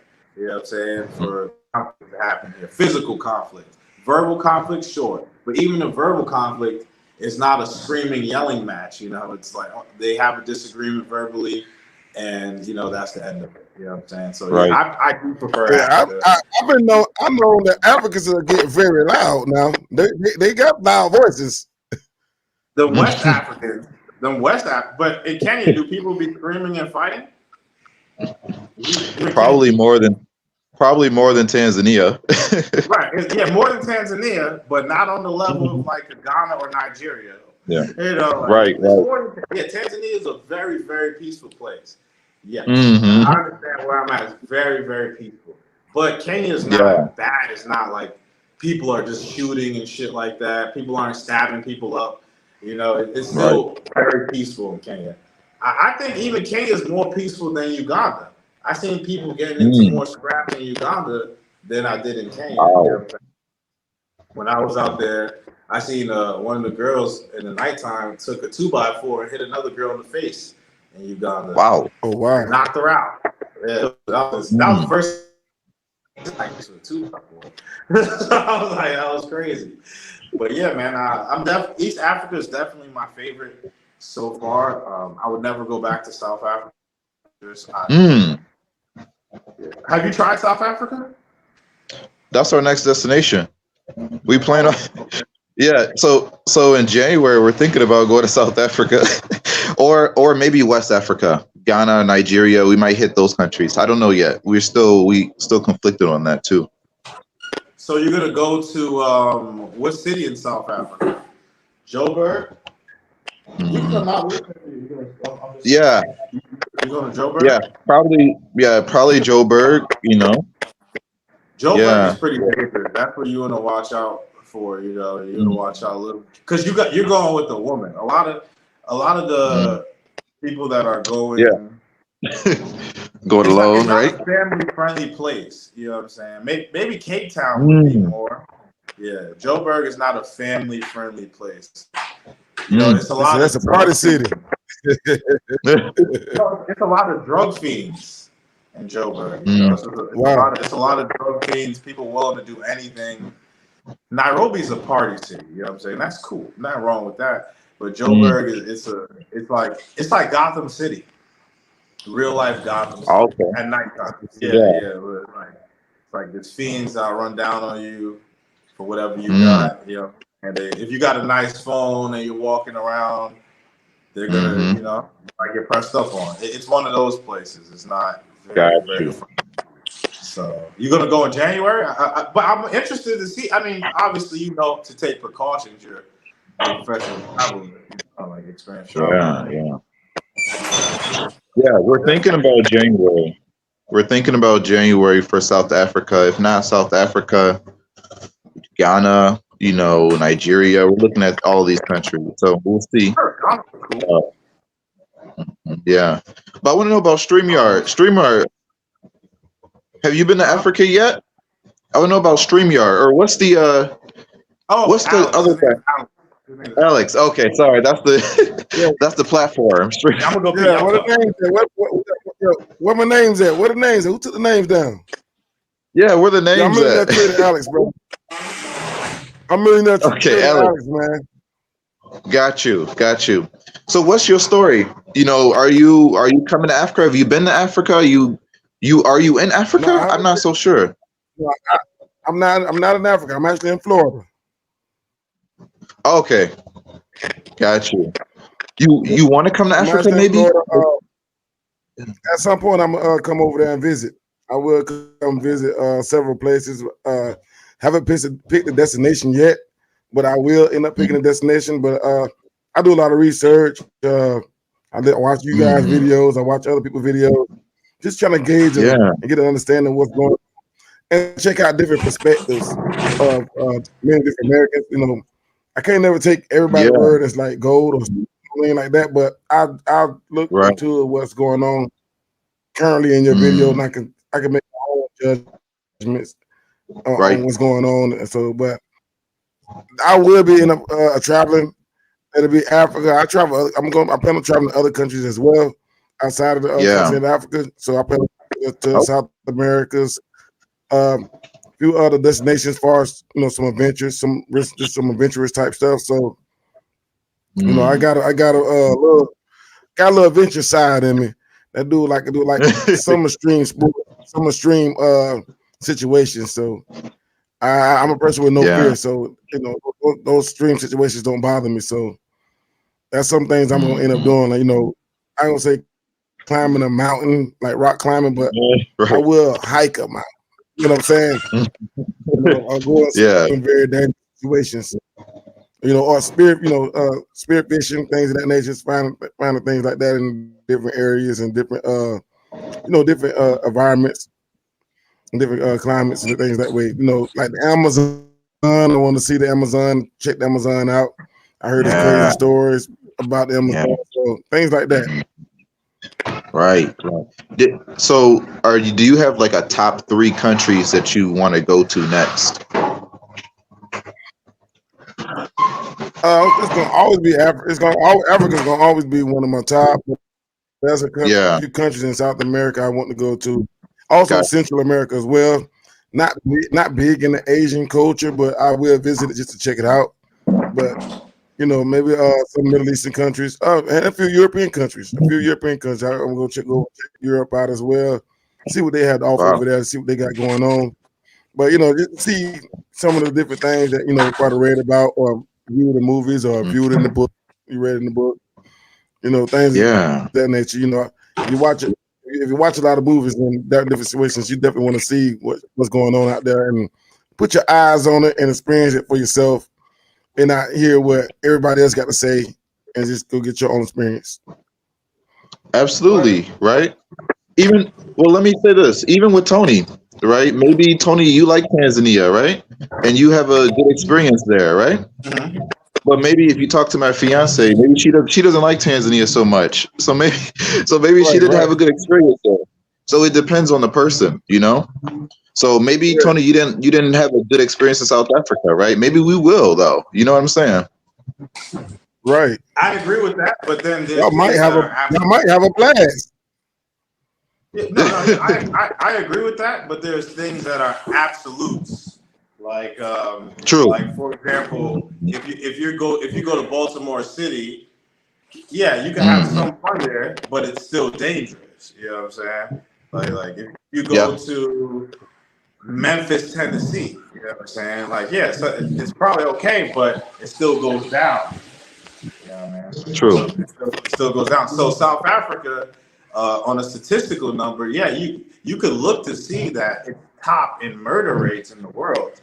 So you're gonna have to Mhm. just how you carry yourself. Now, if your experience is going to be taking your Uber from your Airbnb to your destination, then sure you're going to have fun. But if you're going to try to walk around at night and stuff like that, you're not going to feel Right. safe.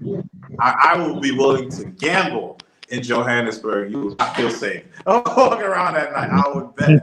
You know what I'm saying? You would not, because like yeah, there's certain things like the difference between let's say Nairobi and Dar es Salaam, development and maybe like partying, things like of that nature, right? But we can come to the middle and say it's safe, right? We can say it's safe, cool, right? Safety is one thing that people always agree on for the most part. Oh, it's safe, no problem, cool. But now we're talking about Chicago or something like that. People are going to say, "Oh, you gotta watch out with this place. You gotta be careful there. Don't go there. Don't do this." You know, you can't really tell me too much of that for Dar es Salaam. Like, don't go there, or you might get your fingers cut off. You know, if you don't pay up. You know what I'm Right. saying? Like, I got, yeah, I can say that about. I got a question, man. So I got a question for y'all, man.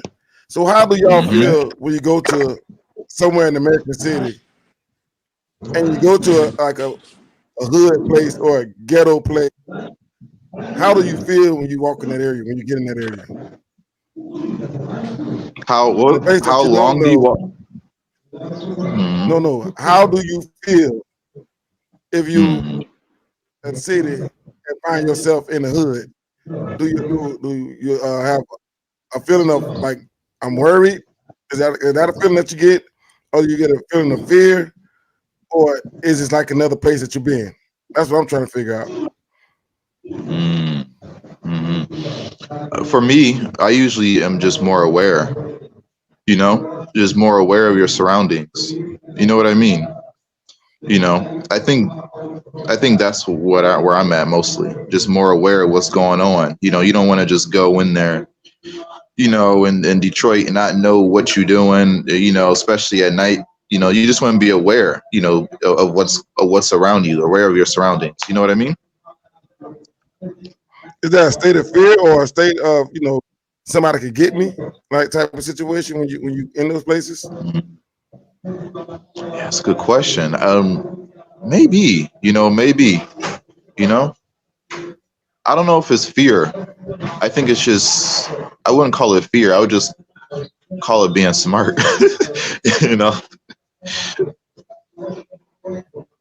All Yeah. all right. What about you, Tony? How do you feel though?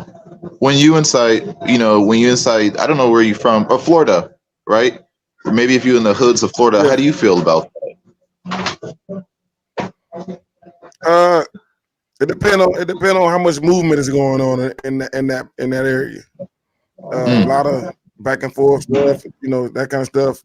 my awareness gonna go up a little bit, but really fear, I know. Only when Yeah. I know there's violent incidents. Only if I know there's violent incidents going on in that neighborhood, like multiple violent incidents. So therefore, there's something going on there. You know what I'm saying?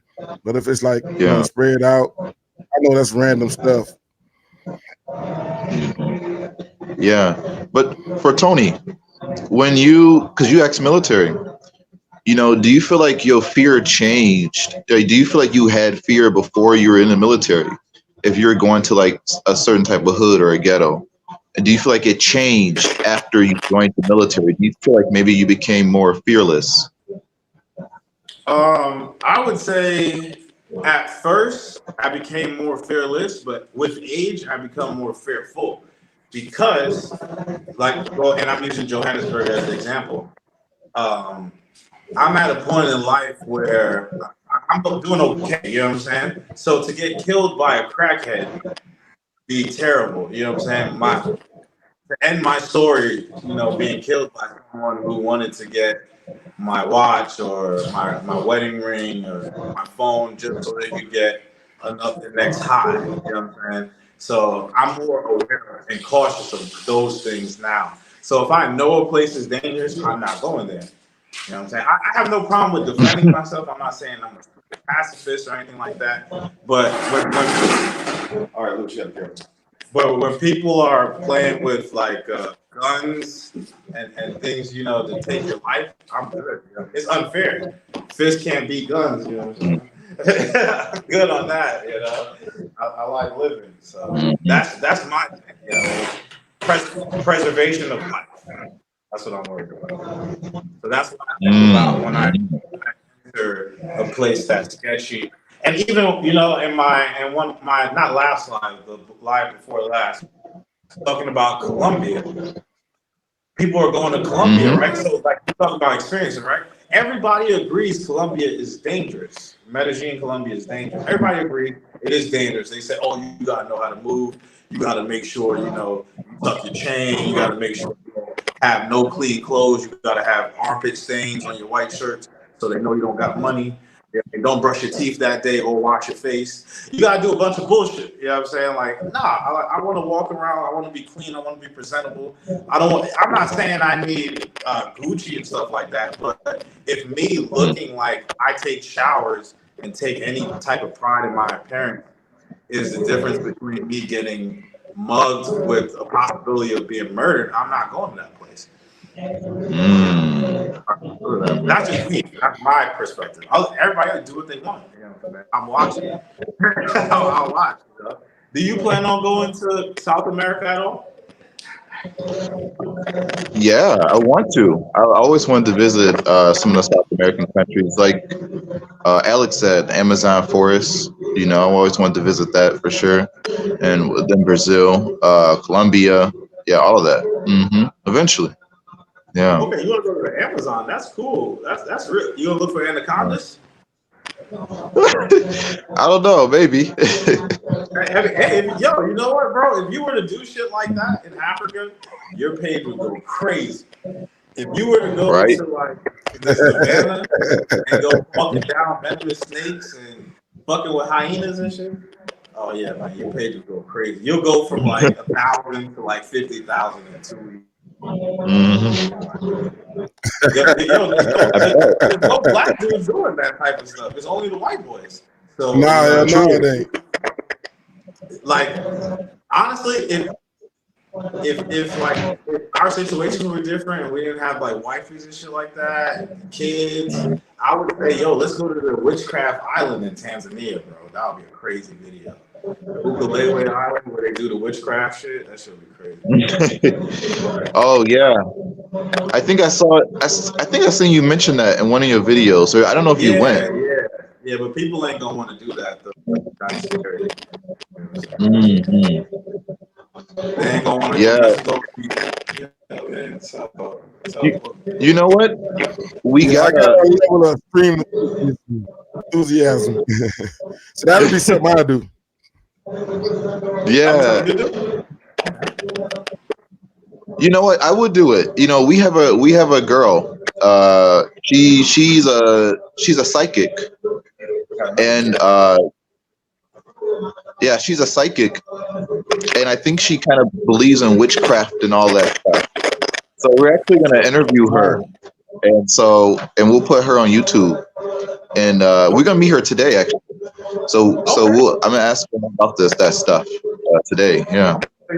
Don't forget to put your because I think that since I have the banners up, it's not showing the names. So don't forget to drop your channel in the chat. Oh shit! That's what it is.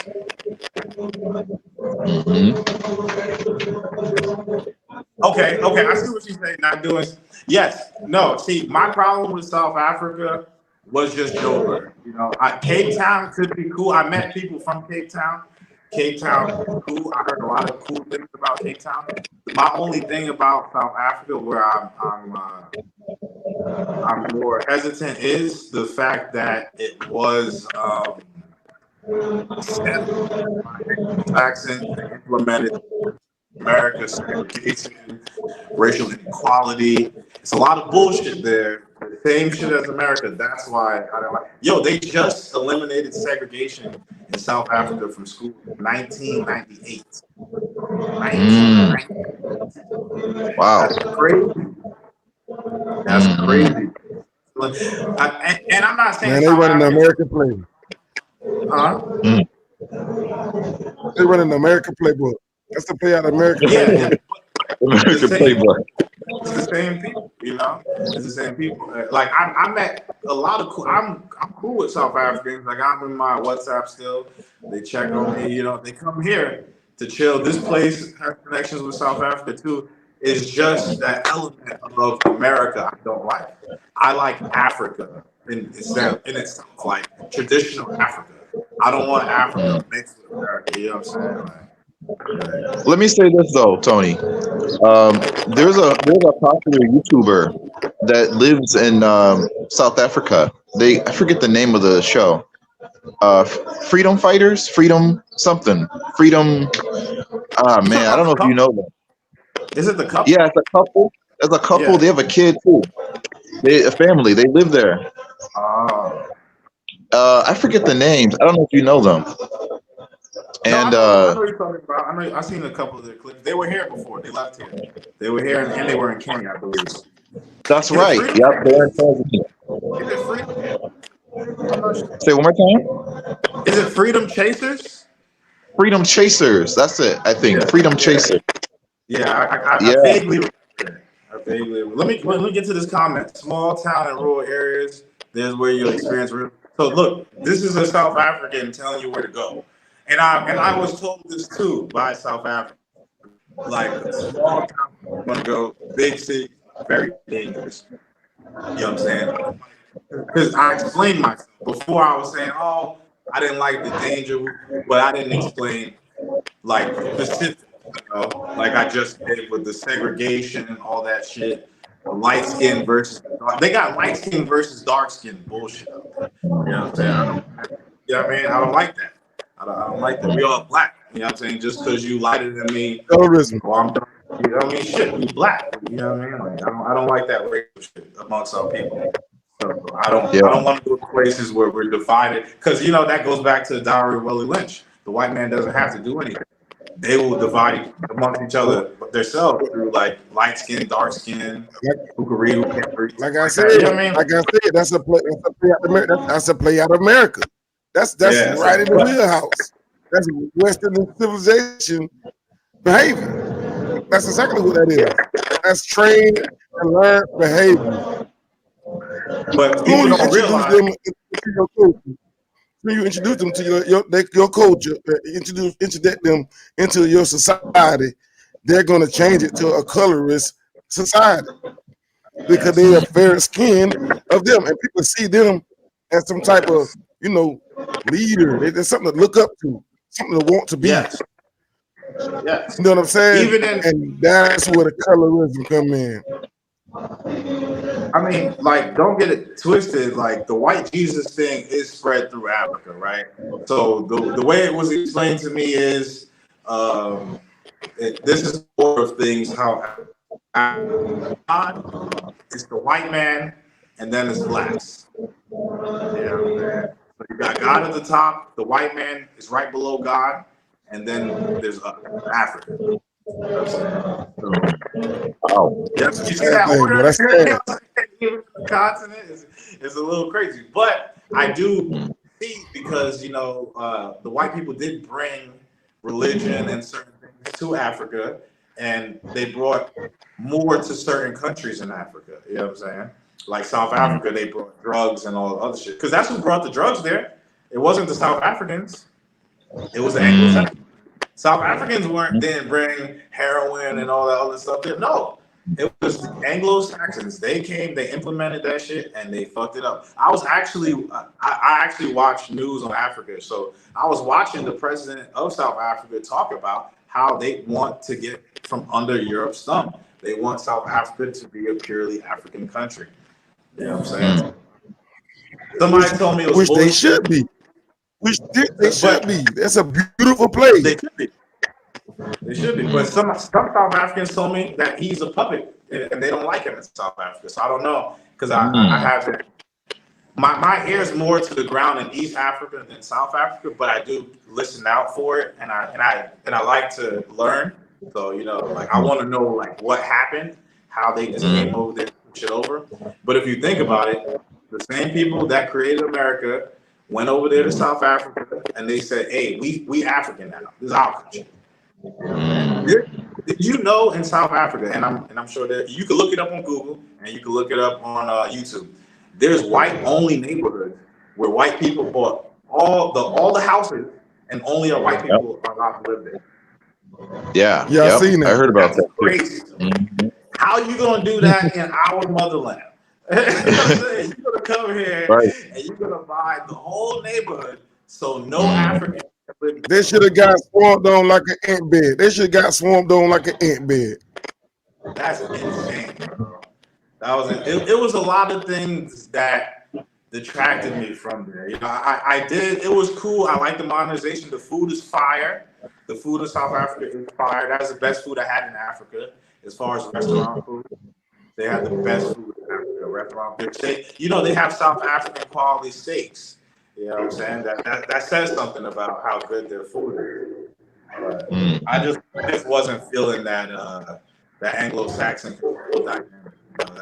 It's very surface level. You can see it. You can see it. And it's like they got us out there struggling, but you don't see no really poor white people in South Africa. You know what I'm saying? I see a lot of people that look like me. Traveler Tony. Who's your other guest there? They haven't spoken, even mentioned themselves. Who's that? Oh shit, that's my boy Free Game. What up, Free Game? Introduce yourself. Hey man, what's up? How y'all doing? What's up, man? Doing all right, doing all right. I just know I seen somebody there. They ain't chimed in yet. What's going on here? Hey, man, I don't like to interrupt, man. I just let y'all run it and do what y'all need to do, Oh, actually, this is who you want to talk to, Free Game. He is in Kenya, and he's been living there for years. So your questions about Kenya, he can answer them. Okay. I was gonna start off when I go to Africa because I'm actually initiated into Santeria in Palo Mayombe and all that stuff. So I want to go visit the witchcraft places throughout Africa and see if I can put it on YouTube, like surface level. I would like to do that, especially in Tanzania. Now I heard the witchcraft in Tanzania is crazy, but I have to go to Nigeria. I have to go. I think you got some feedback, brother. Somebody's staticking. Somebody's staticking. Really bad. Yeah, I didn't mean to interrupt your Free Game. Staticking really bad. Everybody mute themselves for a second. Tony.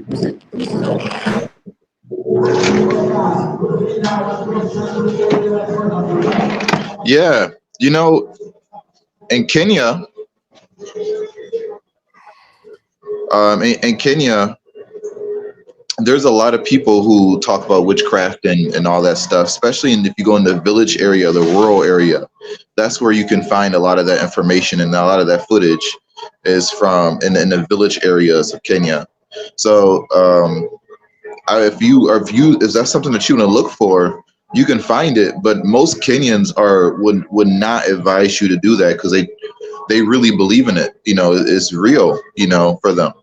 So they would advise you not to go anywhere near those places. Yeah.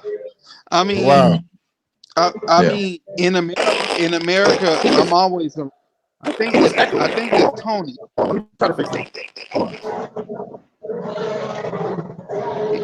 Hello, y'all can hear me? Say it one more Yeah, time. yeah. Yeah, we Yeah, hear you. yeah. Um, yeah. So in America, in America, our whole tradition as Black people is built off hoodoo and witchcraft and stuff like that. I always been around it.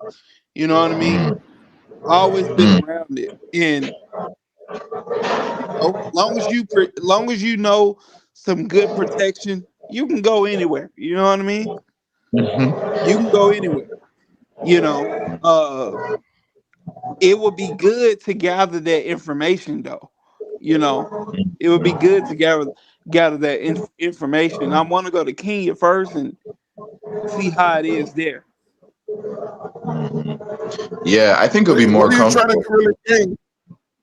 Go ahead, brother. Oh no, I was just gonna say it would be more comfortable for you to touch down in Kenya first, you know, because they speak English here.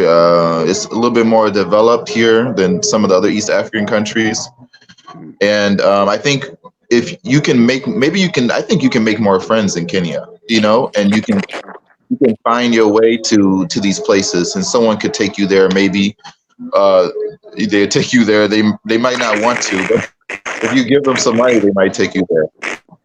Yeah. Okay. Okay. Hmm. That's cool. What you were saying? My guy up there. What you were saying? Yeah, but I was wondering what you trying to what you trying to gain from that experience. What are you trying to learn from that experience? I'm just eager Mm, to find out what what you're trying to gain from that. Pre Christianity. Pre Christianity learning information. How our people got the culture. You know, each culture is different. In each culture have a particular way that the earth and how people was created. You know, they have their own mythology. Right, They have, and that's what their culture is built off of. In order to understand the culture, you have to understand the mythology where their culture come from. right. Yeah. Okay, mm. okay. And that's pretty cool. But That's pretty cool. that's a Yeah, good point though, because in Africa, right, they kind of brought Christianity, if I'm not mistaken, over to Africa, right? They did. So The original religion was African yeah, tradition. Yeah. Well, um, Christianity had been practiced in Africa. It been practiced in Africa long before the Europeans started Christianity. Christianity actually started it in Ethiopia. all right, Um, yeah, some say Black Americans also migrated from Ethiopia, some parts of what you call Israel today, and a lot of Africans been there for a long period of time as well, and ended up in Nigeria and stuff like that. If you go to Nigeria and in some parts of Togo, Benin, in the Bantu people, you will see that they will call themselves. Some of them are have a heavy influence Jewish culture that some not most Nigerian heritage goes back to East Africa. Yeah. and Not and only. and that's how we so tied up. Black Americans are so tied up with Nigeria, as far as ancestry. It's not just in Nigeria. Nigerians migrated to Nigeria long time ago. Yeah, yeah, and you can find a lot of, like, if you want to search back in history. I don't know. I study biology and that stuff. If most of, like, the beginning of the human origins, they find the bones, and they track it back to East Africa. More specifically in Kenya, in the Rift Valley, is where they track the beginning of human society. So, and then they kind of branched over towards Nigeria and West Africa and everywhere else. So I can see what you're talking about. So you come into Africa for like a spiritual reason. Yeah. Spiritual reason. I'm really into getting to know different cultures and stuff like that. Yeah, that's good. Hmm. Have anybody been to Sudan yet? I've met Sudanese women in Uganda, and they said that it's not dangerous like how they hype it up to be. So, Okay. I met a girl from South Sudan. She was tall, dark skinned. I don't know. But then I also met a girl from regular Sudan, and she said it was more dangerous in regular Sudan than South Sudan. So I don't know. I have no interest in going there. But you might want to check it out. Yeah. Now, Forest Kenya. Now, I'm gonna be a straight shooter here. I'm gonna be a straight shooter. How do you deal with the everyday panhandle? I don't think we face it every day. I think if you in certain area. That's right. Yep. So in certain areas, you can, if you're walking around a lot, maybe some people will ask for money, but it's not so aggressive, I don't think. If you just walk away. In Kenya, if you don't want to give money to someone, you just walk away. You don't even communicate with them, But sometimes if you're at the beaches, you might face it, certain beaches. So I don't think it's a big problem, though, personally. How about you, Tony? Did you find Kenya? Did you find that being a big problem in Kenya, panhandling? I'm gonna generalize. I'm gonna go off my experience in East Africa. So the place with the most panhandling was Uganda. Where people were just comfortable asking for stuff. Like in the club, a guy came up to Traversity and I asked if he could hit our blunt, asked if he could drink some of our bottle from our section. It was out of the ordinary. Yeah, right. But I would say that's crazy. Tanzania goes, nah, people aren't begging you like that. I mean, they may say like you may like a Uber guy might say, oh, since it's only like 50 cents on the change, don't worry about it. Can I just keep the 50 cents? That's it. But it's not like Latin America, Cartagena, where they're like, my friend, Mike Tyson, that Cartagena was on. Like Mike Tyson. Oh, Yeah. Mike Tyson. Yeah. You know Now- what? One more thing, one quick thing. You know what? When I was in Tanzania, me and my fiance were like, they need to beg harder. Like they're not begging hard enough for. They're not begging hard enough. But yeah.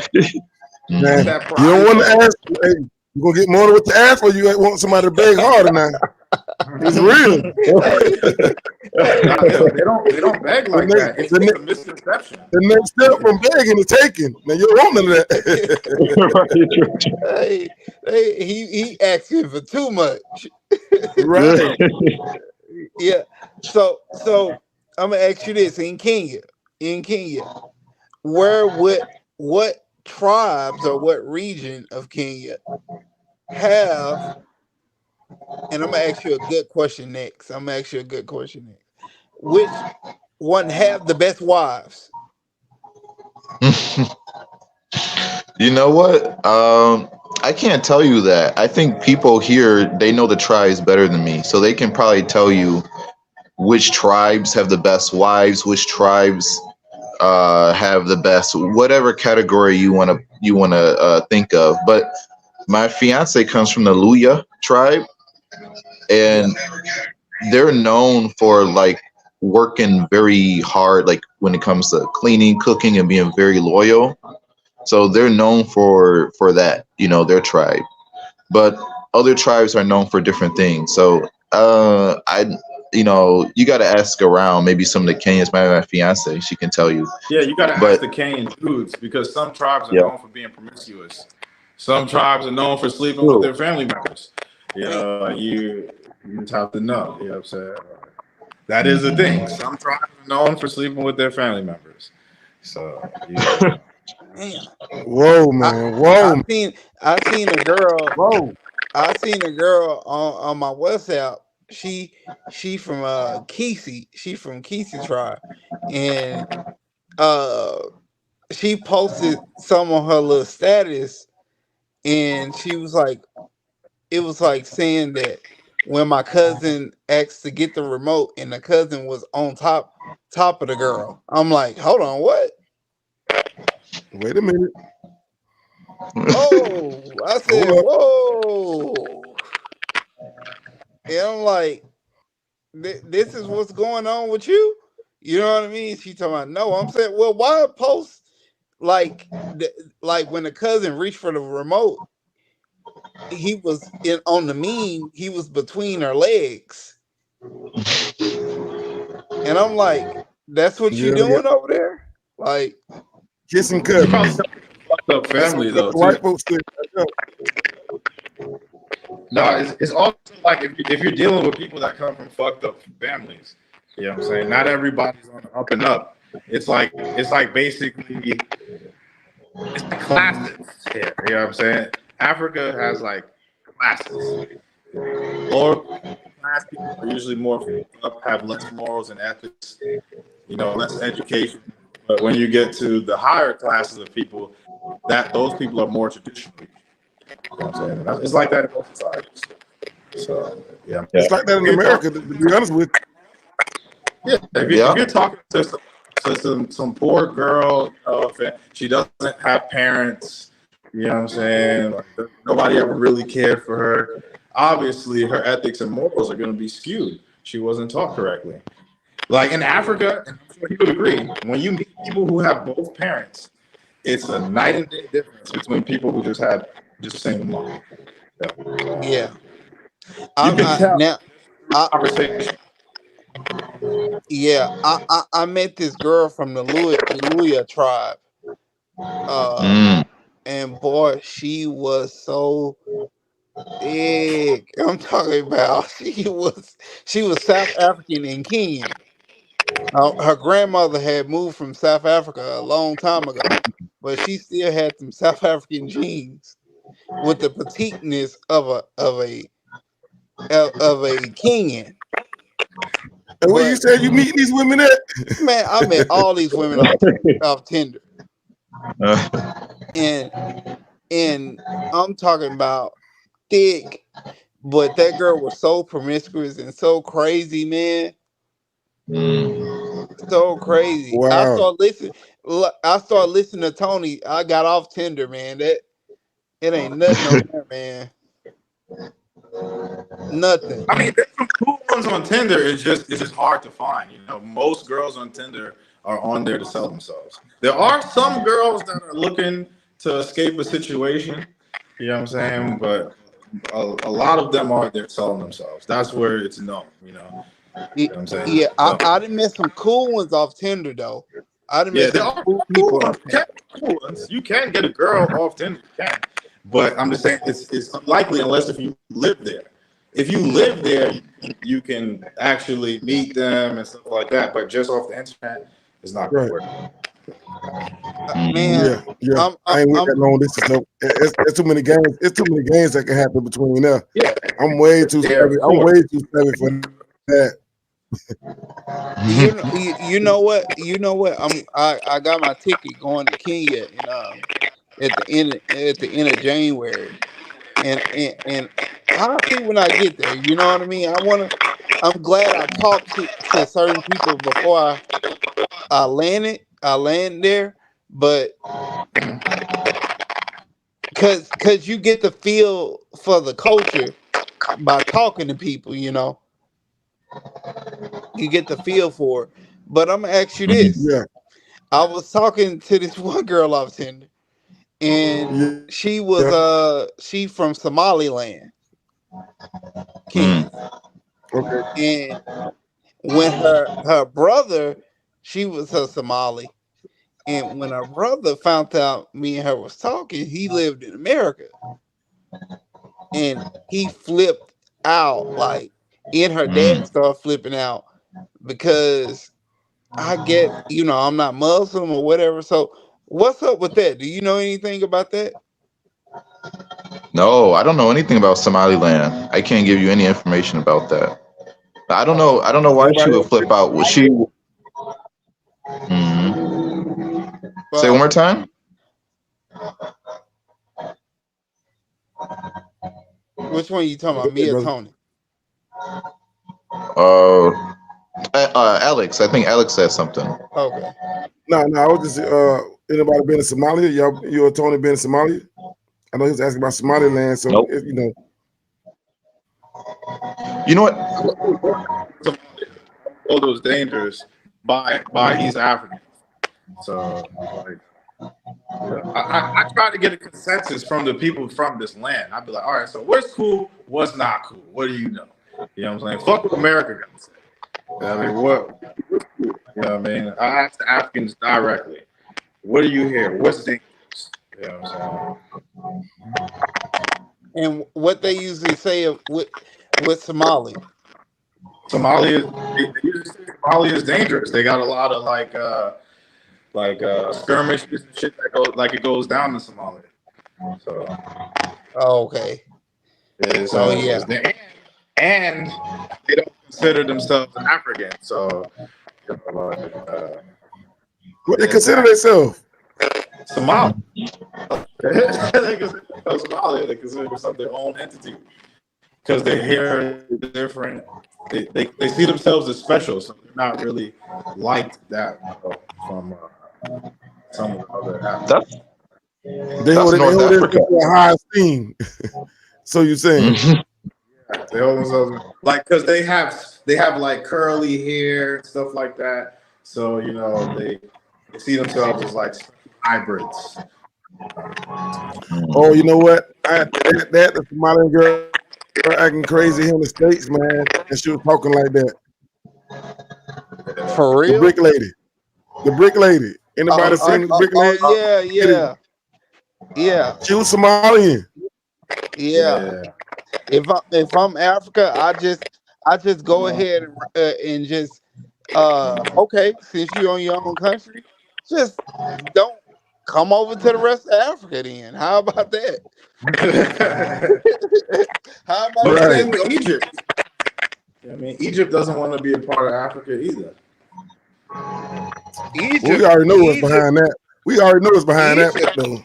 Egypt about to get Egypt about to get put in a place in a few though. Egypt.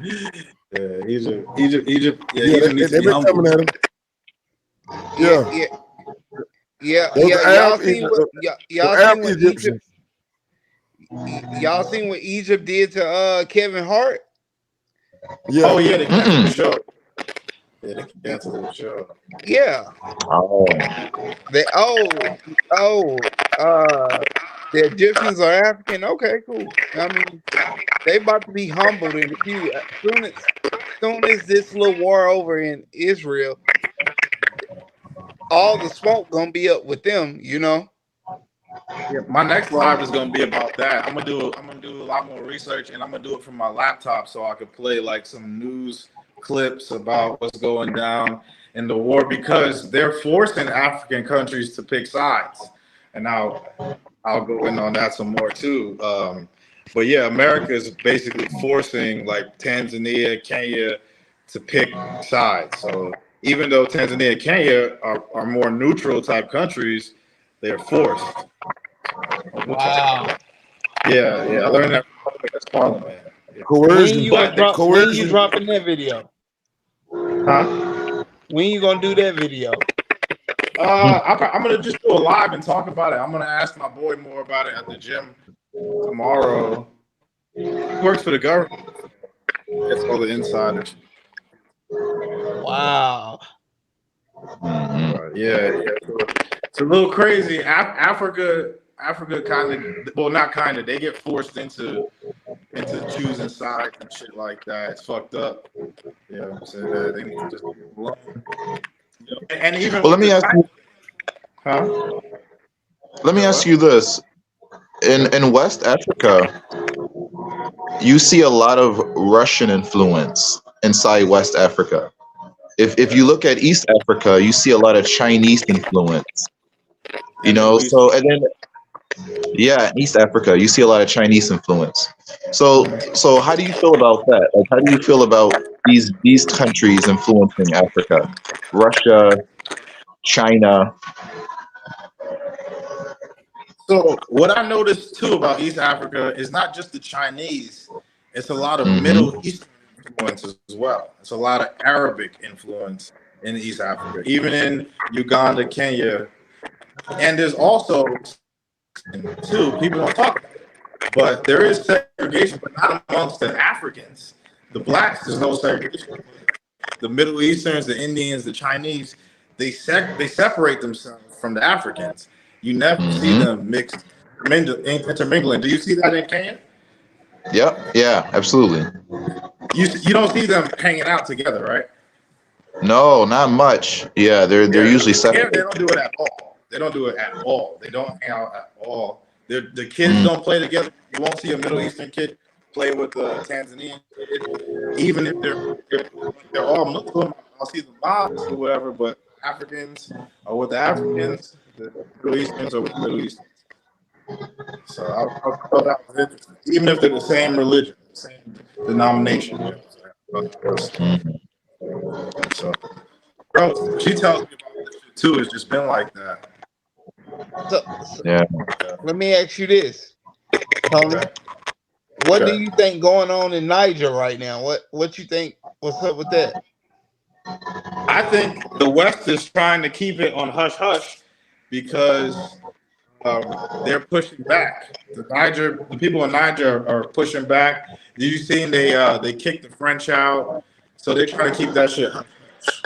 You know, and they could be attacking them. We don't know what's going on, but they're distracting us with the LGBTQ of the gender wars. You know, passport. Like Passport Bros make it to Fox News. You know what I'm saying? That shouldn't be on Fox fucking News. It's more shit than guys come. You know what I'm saying? It's real shit. It's a lot of distraction shit going on, and people are playing into the distraction. And people care more about the gender war than the actual content. So, But Yeah, that's crazy. so what do you think about Nigeria not helping Niger? Because Nigeria is in bed with America. Look at Nigerians. Look at how they dress. They dress just like Black Americans. They act just like Black Americans. I think America owns Nigeria, and that's just it. You know, they're gonna do what we say, pretty much for the most part. Yeah, there's obviously certain things they wouldn't like broadcast, like homosexuality and stuff like that. But I heard West Africa is pretty gay, which is crazy because it's getting there. East Africa, you don't see that shit at all. You can even you see it in Kenya. You don't see that shit in Kenya. Really, right? you will see it. You can see it more in Kenya than in Tanzania, but no, not really. You won't see it in Tanzania at all. You won't see it. They are tripping about it. So. Yeah. I told this girl that this morning from Kenya. I'm like, she talking about, hey, she want to be with me, but she got a little girlfriend. I'm like, what's your plans in Kenya? Like, you can't marry this girl, like you want to be with a man, but you got a girlfriend. I'm like, Free game, you the how player. is no, I can't be the plan. Look, I'm not look. I'm like, you know, y'all do this stuff in public, y'all people gonna hang y'all out there, man. Like, nah, I had to dismiss them. I'm like, nah, you're not serious enough. You know what I mean? Yeah. You know, what your lifestyle isn't conducive to the environment that you're living in, basically. I mean, But, even where did that lifestyle come from in their daily lives? When did that come about? Ask that question. When you thought you was that? Where you get that thought from? Where you seen that at? You gotta ask little probing questions like that because it's a learned behavior sometimes. Not all the time, but majority of the time it's a learned behavior, especially in this society, and globally, especially globally. It's starting to spread like a disease.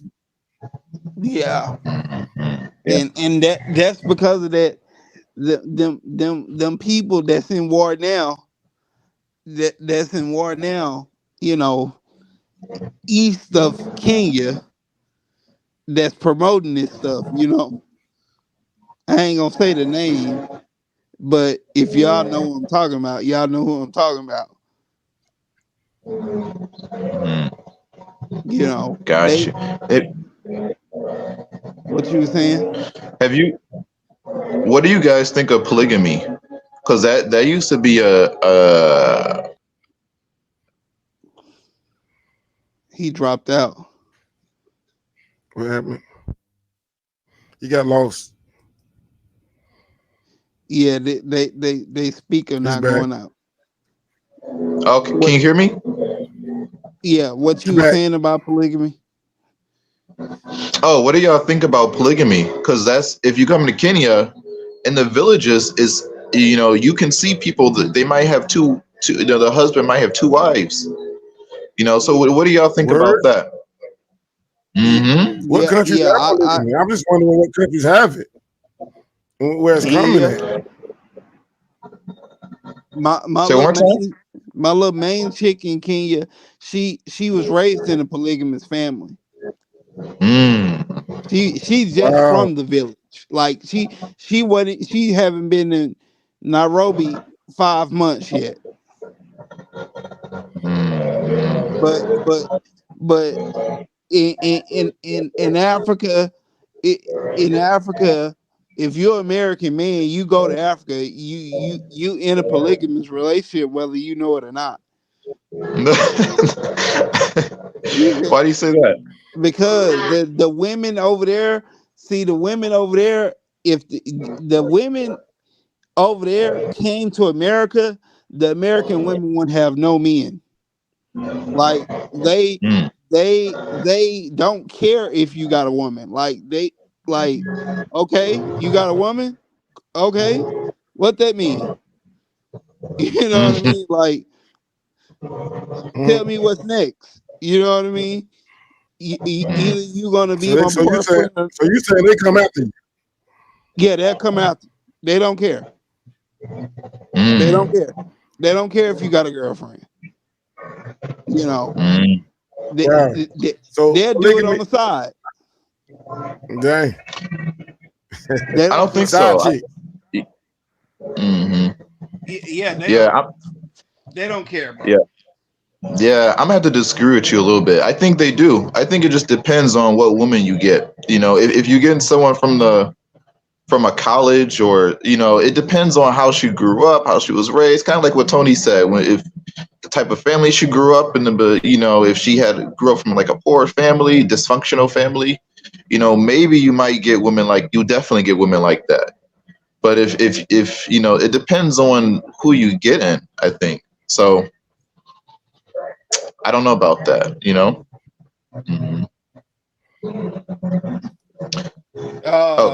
can you hear me? Yeah, I heard you. Yeah.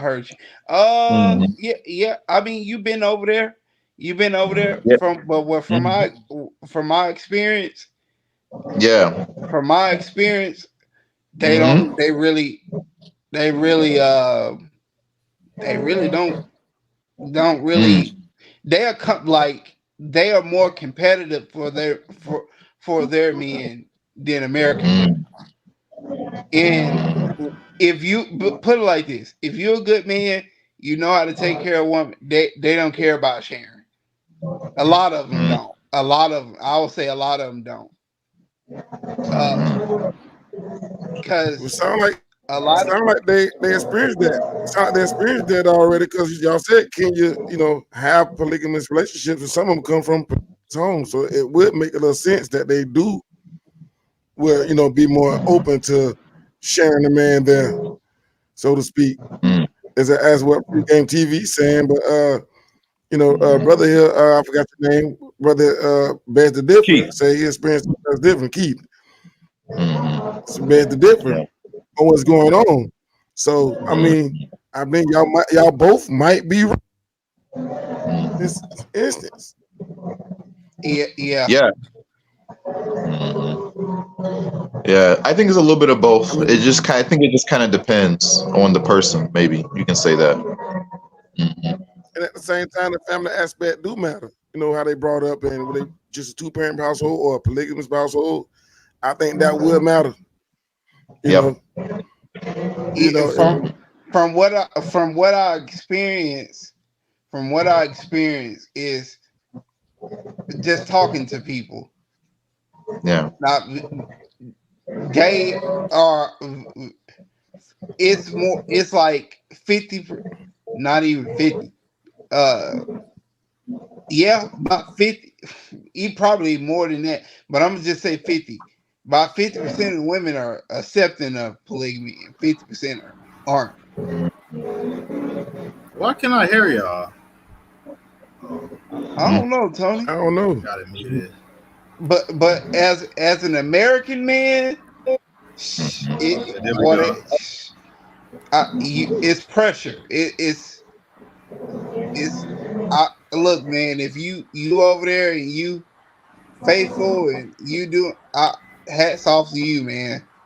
Hats off to you. Wow, pregame is like that. Hats off to you, man. Yeah.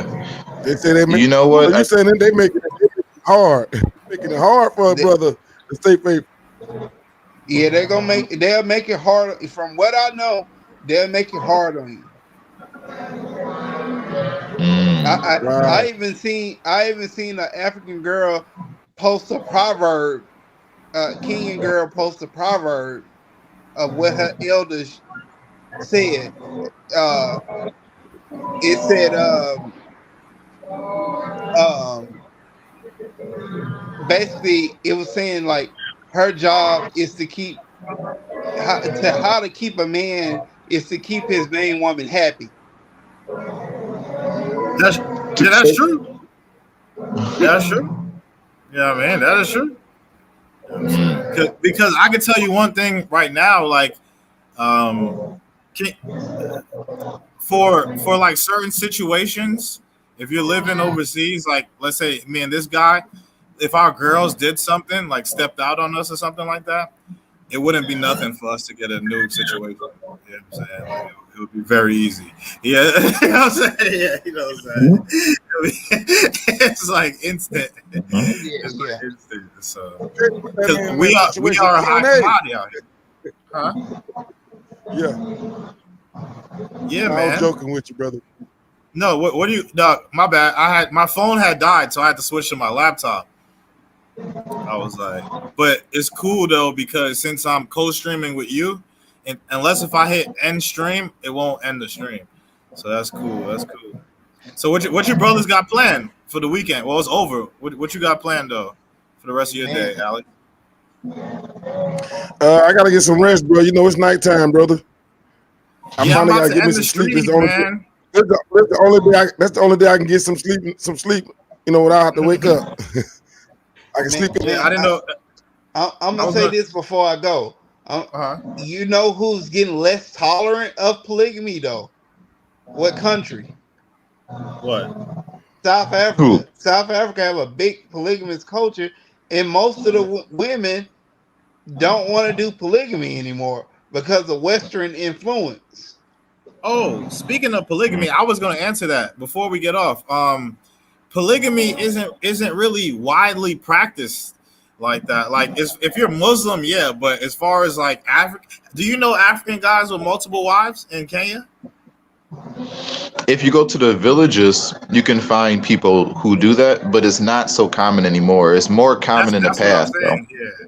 It's Mhm. not people. It's a misconception. It's another misconception, just like the begging. Like the girls, even in these countries, are like a traditional girl is not gonna be down to be a part of your harem. It's not gonna happen. You know what I'm saying? She's gonna want to be the main woman. You know, like if you tried to tell your fiance that another girl's moving in, she's not gonna be with that. You know what I'm saying? Like it's not practiced. It's not practiced. Almost every Kenyan girl I talked to agreed. But that's on Tinder. That's not real life, though. You know what I'm saying? Those aren't traditional girls. Most of them probably don't even have fathers. You know what I'm saying? You could do it with the street rats, of course. You could get 4 or 5 street rats, have them live in your house. But any girl that comes from a decent family is not going to do that. Well, no. This one girl I talked to, she was raised in a polygamous family, but and this other girl, she's a teacher actually, and she was raised in a polygamous family. But I'm telling you, like we're telling you as dudes that live here and date these girls, that it's not going to happen like that. You know what I'm saying? We've been here for years. You know what I mean? I don't even know African dudes like that engage in that. You know what I'm saying? Like his girl could even probably key in on it and tell you the truth about polygamy. She's there, but you don't see it. You don't see it. Like what people do is they have side chicks. So you'll be married and then you have another girl in another house and you pay for her house and you go there and live. But as far as everybody living together, staying in the same house, no, that's almost non-existent, especially in the major cities. It's like non-existent. Okay. Yeah, Okay. it's non-existent, bro. Maybe if in the village, yeah, you could get away with it probably in the village, but yeah, I mean, in these major cities, no, it's not gonna happen, bro. Even in the village, you don't see it loose. Like when because I just came from you went to the village too, right? You don't see. Did you see a lot of polygamous families?